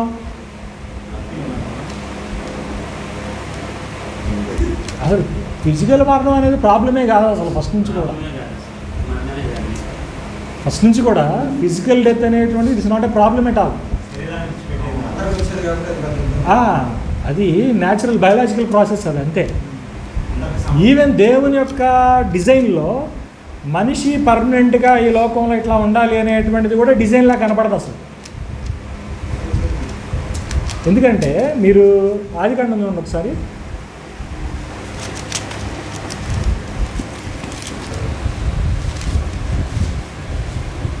3:22 చూడండి.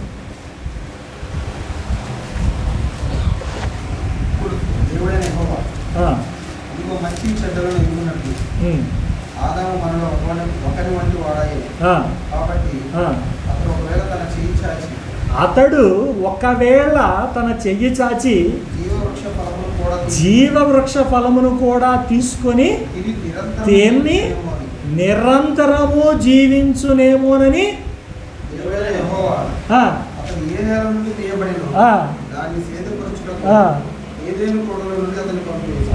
అర్థమైందా? ఇంకోసారి చూడు. మంచి చెడ్డలను ఎరుగునట్లు ఆదాము మనలో ఒకరి వంటి వాడాయి. అది తీసేసే ఇప్పుడు. కాబట్టి అతడు ఒకవేళ చెయ్యి చాచి జీవవృక్ష ఫలమును కూడా తీసుకొని తింటే ఏమైంది? ఇప్పుడు ఇది చూడాలి. తింటే ఏమైంది? అంటే అంతకుముందు ఇప్పుడు తింటే ఒకవేళ తినలేదుగా ఇప్పుడు. అంటే ఇప్పుడు తింటే ఏమైంది? రివర్స్లో చెబుతున్నావు నువ్వు. సరిగ్గా చూడు.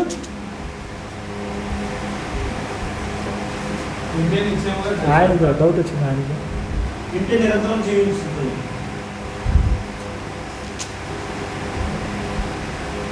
ఇరవై సంవత్సరం ఏమన్నాడు? కూడా తీసుకుని కాబట్టి అతడు ఆ, ఒకవేళ ఆ, తన చెయ్యి చాచి ఆ. జీవవృక్ష ఫలమును కూడా తీసుకొని తిని తింటే ఏమవుతాడు? నిరంతరం నిరంతరం జీవిస్తాడు. జీవిస్తాడు. తింటే తింటే ఇప్పుడు తిన్నాడా? లేదు. తింటే ఏమవుతాడు? నిరంతరం నిరంతరం జీవిస్తాడు. జీవిస్తాడు. తినలా అంటే ఏమవుతాడు? మరణిస్తాడు. మరణిస్తాడనే కదా. అంటే ఇప్పుడు ఆయన ఏ డిజైన్లో ఉన్నాడు ఇప్పుడు? భౌతికంగా. అంటే మనం ఎట్లాంటి కంపల్షన్కి ఉన్నాడని అడుగుతున్నాను నేను. చచ్చిపోయేవాడిగా ఉన్నాడు. ఒకవేళ తింటే చనిపోయేవాడిగా ఉన్నాడు. చనిపోయేవాడిగా ఉన్నాడా? నిరంతరం జీవించేవాడిగా ఉన్నాడా? చనిపోయేవాడిగా ఉన్నాడు. తింటే నిరంతరం జీవిస్తాడు. ఇప్పుడు ఏ డిజైన్కి లోబడి ఉన్నాడు అనేది నేను అడిగిన మాట.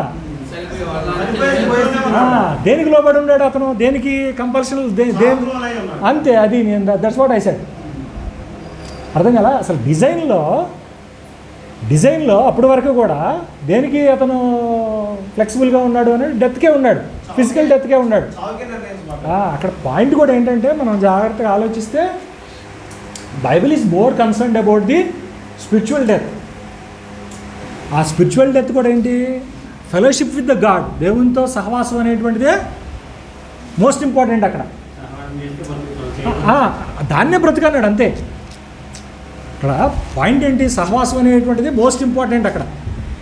మీరు బైబిల్ అంతా కూడా జాగ్రత్తగా చూసుకుంటారండి, అదే పాయింట్ అక్కడ. తర్వాత ఇంకోటి కూడా చూడండి, 2 తిమోతి 1వ అధ్యాయం 11వ వచనం చూడండి.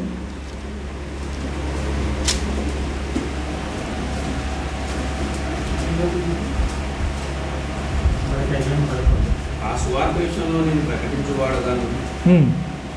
అపోస్తులుగాను బోధకులుగాను నియమించబడతాను. ఆ, ఆ హేతువు చేత ఈ శ్రమను అనుభవించుతున్నాను కానీ 2 తిమోతిగా నేను నమ్మిన వారిని ఎదుగుతున్నాను సిగ్గులేదు.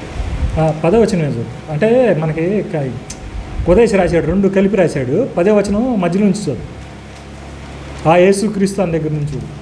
ఆ క్రీస్తు యేసు మరణము నిరర్ధకము చేసి జాగ్రత్త చూడు. ఆ యేసుక్రీస్తు మరణము నిరర్ధకము చేసి మరణమును నిరర్ధకము చేసి జీవమును అక్షయతను జీవమును అక్షయతను అక్షయతను సువార్త వలన వెలుగు ఏందో ఒక్కొక్కటి రాసుకొని ఇంగ్లీష్లో పదాలను ఏమేం పదాలు ఎంత ఉన్నతమైనటువంటి పదాలు రాశాడో చూడండి అక్కడ. ఇప్పుడు జీవమును అక్షయతను పదాలను ఇంగ్లీష్లో చూడండి. మరణాన్ని నిరర్ధకం చేసి జీవమును అక్షయతను స్వార్థలను వెలుగులోకి తీసుకొచ్చాడని రాశాడు. ఇందాక అక్కడేమో రాశాడు ప్రకటన గ్రంథం 20:14లో మరణమును మృతుల లోకమును అన్నాడు. మృతుల లోకము అని అంటే అక్కడ ఏమన్నా అంటే హేడిస్ అన్నాడు గ్రీకులు. హేడిస్ అంటే ఏంటి? పాతాళం అని. పాతాళంలో ఏముంటారు? చనిపోయినటువంటి వాళ్ళ యొక్క ఆత్మలు అక్కడ టెంపరీగా ఉండేవి. అది మరణం అంటే ఏంటి? దేవునికి దూరంగా ఉంచిన ఈ 2 కూడా. మరణం అనేటువంటిది, ఈ మృతు లోకం అనేటువంటిది దేవుని సన్నిధానానికి మనిషి వెళ్ళకుండా ఏం చేసినాయి? పక్కన పెట్టినాయి. ఇప్పుడు ఈ లేవు అంటున్నాడు. అంటే దాని అర్థం ఏంది? చిట్టాపొద్దులు క్లియర్ అయిపోయి మనిషి దేవుని దగ్గరికి వెళ్ళిపోయాడని అర్థం. ఇప్పుడు చిన్న సింపుల్ చెప్తాను, మెకానిజం చెప్తాను. ఇప్పుడు మనకి దేవాలయం ఉంది.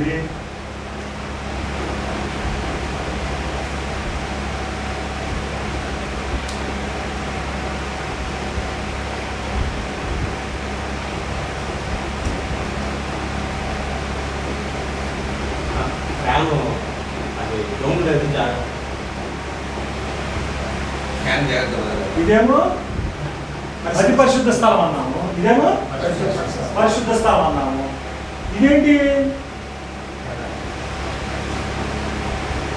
కదా. తర్వాత ఇక్కడ మనం ఇప్పుడు చదువుకున్నాం కదా, ఇంకోటి ఏమన్నాము?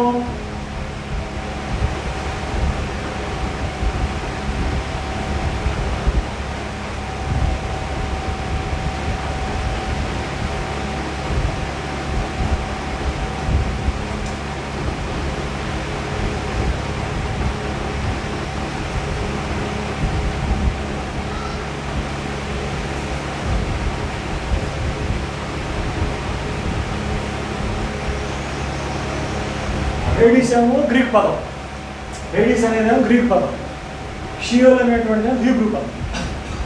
దీన్నే మనం మృతుల లోకం అని అంటాం. ఏమన్నారు? మృతుల లోకం అని అంటాం. ఈ రెండు డిఫరెంట్ అంశాలు ఎట్లా అర్థం చేసుకోవాలని దాన్ని చెబుతాను. ఇప్పుడు ఇది గుడారం దగ్గరికి వచ్చినప్పుడు ఇట్లా ఉంది కదా. ఇప్పుడు 27వ అధ్యాయం మత్తయి సువార్త కనుక మీరు చూస్తే, యేసు ప్రభు వారు చనిపోయినప్పుడు దేవాలయపు తెర ఏమన్నాడు? నడిమికి చిరిగింది అని అన్నాడు. ఈ తెర ఏం చేసేది? ఇదే అతి పరిశుద్ధ స్థలము, ఇది పరిశుద్ధ స్థలం అని ఉండేది కదా, రెండింటిని వేరుపరిచేది. ఇది చిరిగిపోయింది. ఇప్పుడు ఏమైంది? ఒకటే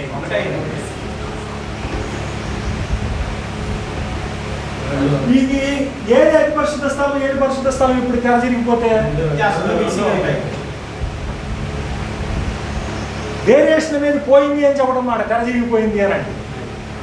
ఇక్కడేమైంది? మరణమును మృతుల లోకమును ఎక్కడేసాడంట? అగ్నిగుండం అంటే దాని అర్థం ఏంటి? అగ్ని అనేటువంటిది దేని గుర్తు? నాశనానికి గుర్తు. అగ్ని అనేటువంటి ఫైర్ అనేటువంటి నాశనానికి గుర్తు. ఏమైపోయింది? నాశనం చేశారు. ఇప్పుడు ఇక్కడ ఏముండేది? మరణం అనేటువంటిది మనుషులు అనేటువంటి వాళ్ళు, మనుషుల యొక్క ఆత్మలు అనేటువంటి ఎవరి వశంలో ఉండే?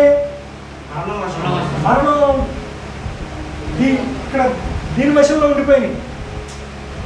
సిన్ ఇవన్నీ ఇప్పుడు ఏమైపోయినాయి? యేసుక్రీస్తు వారి యొక్క బలియాగం ద్వారా ఏమైపోయినాయి? తీసేశాడు. ఇప్పుడు తీసేశాడు అని అంటే ఈ షియోన్ అనేటువంటి దాంట్లో ఇంటర్మీడియట్ స్టేట్లో లేకుండా వీళ్ళందరూ ఎక్కడికి వెళ్ళిపోయినట్టు? ఇక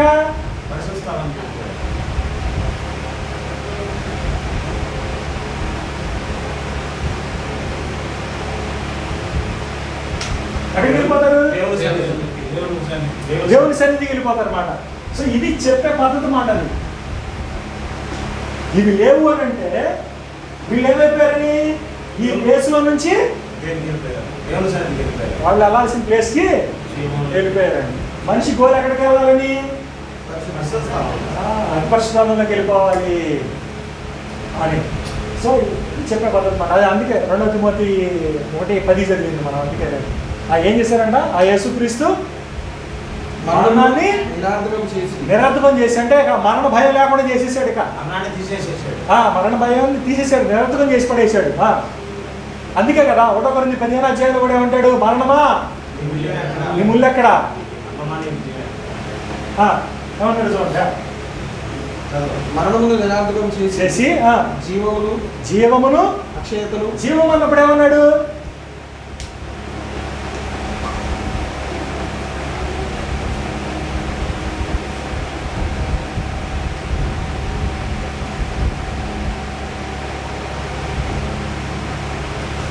జీవం అన్నప్పుడు లైఫ్ అన్నాడు. తర్వాత ఏమన్నాడు? ఇమ్మోర్టాలిటీ అన్నాడు. అక్షయత అంటే చావు లేకుండా ఉండేటువంటిది. నువ్వు చస్తే కదా ఎక్కడికి వెళ్ళేది? ఇప్పుడు ఈ వీటితో పని ఏముంది? నీకు లైఫ్ ఇమ్మోర్టాలిటీ వస్తే నీకేమొచ్చినాయి? జీవము అక్షయత వచ్చినాయి. నీకు నువ్వు చస్తే కదా, నీకు చావు ఏమి నిరంతరం అయిపోయినాయి, తీసేశాడు. నీకు ఈ లేవు.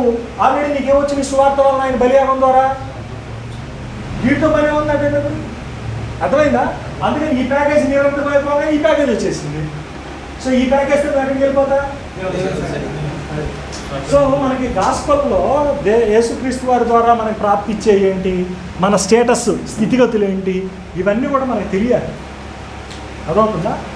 ఇవి తెలుసుకోలేకపోతే మనం గాస్పల్లో ఏంటంటే మనకు ఉన్నటువంటి ప్రివిలేజెస్, బెనిఫిట్స్ని మనం ఆస్వాదించలేము.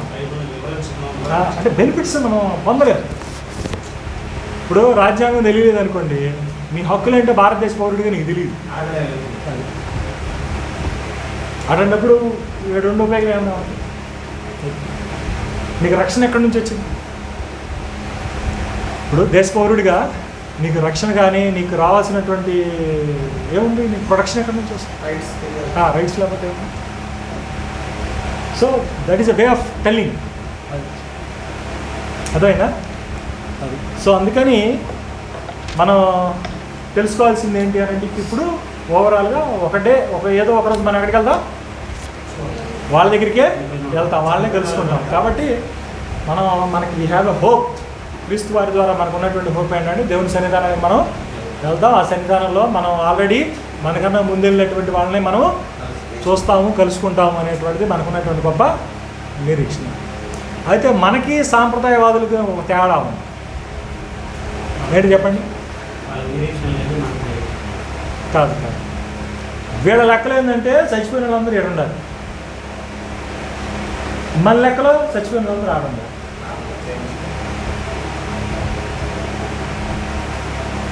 మన లెక్కలో చచ్చిపోయిన వాళ్ళందరూ ఎక్కడ ఉన్నారు? కానీ చచ్చిపోయిన వాళ్ళందరూ సాంప్రదాయవాద లెక్కలు ఉంటారు.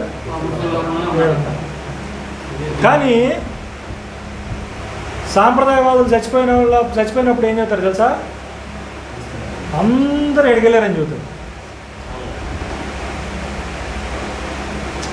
అందరూ ఏం చెబుతారు? ఎడగలేరని చెబుతారు. మళ్ళీ ఏం చెబుతారు తెలుసా? పాతాళంలో ఉండాలని చెప్తారు. అంటే వీళ్ళు తేల్చుకోలేరు. ఒకప్పుడేమో వీళ్ళందరం పాతాళంలో ఉన్నారని చెబుతారు, ఇప్పుడేమో దేవుని సన్నిధిలో నెమ్మది పొందుతున్నాడని చెబుతారు, మరి లేదా దేవుని సన్నిధిలో ఉన్నాడని చెబుతారు, తాను ప్రేమించినటువంటి దేవుని దగ్గరికి వెళ్ళాడని చెబుతారు. వాస్తవం చెప్పాలంటే అర్థమైందా? డైకోటమీ అంటారు దాన్ని, గందరగోళం, డైకోటమీ. తెలుసుకోలేడు, కాసేపు ఇది చెబుతాడు, కాసేపు అది చెబుతాడు. అర్థమవుతుందా? అది ప్రాణి 20:14 చూపించండి వాళ్ళకి. ఏమన్నాడు? మరణాన్ని, మృతుల లోకాన్ని తీసేసాడు. అర్థమవుతుందా? ఇది వాళ్ళు అంటారు ఎప్పుడు అన్నారనుకోండి, బంధకాలు పడతాయి. అది ఎప్పుడు అనేది 70గా జరగాల్సిందే. అది ప్రాణగ్రంథం మనం స్టడీ చేయడానికి వచ్చినప్పుడు మనం చూద్దాం. అర్థమైందా? అది మొదటిది. తర్వాత చిన్న బ్రేక్ తీసుకుని మంచిది తాగేస్తే రెండో అంశం మనం చూద్దాం. తర్వాత మీకు అందరికీ ఓకే అయితే మనం ఏం చేద్దామంటే రాజుల గ్రంథం మీద స్టడీ చేద్దామా?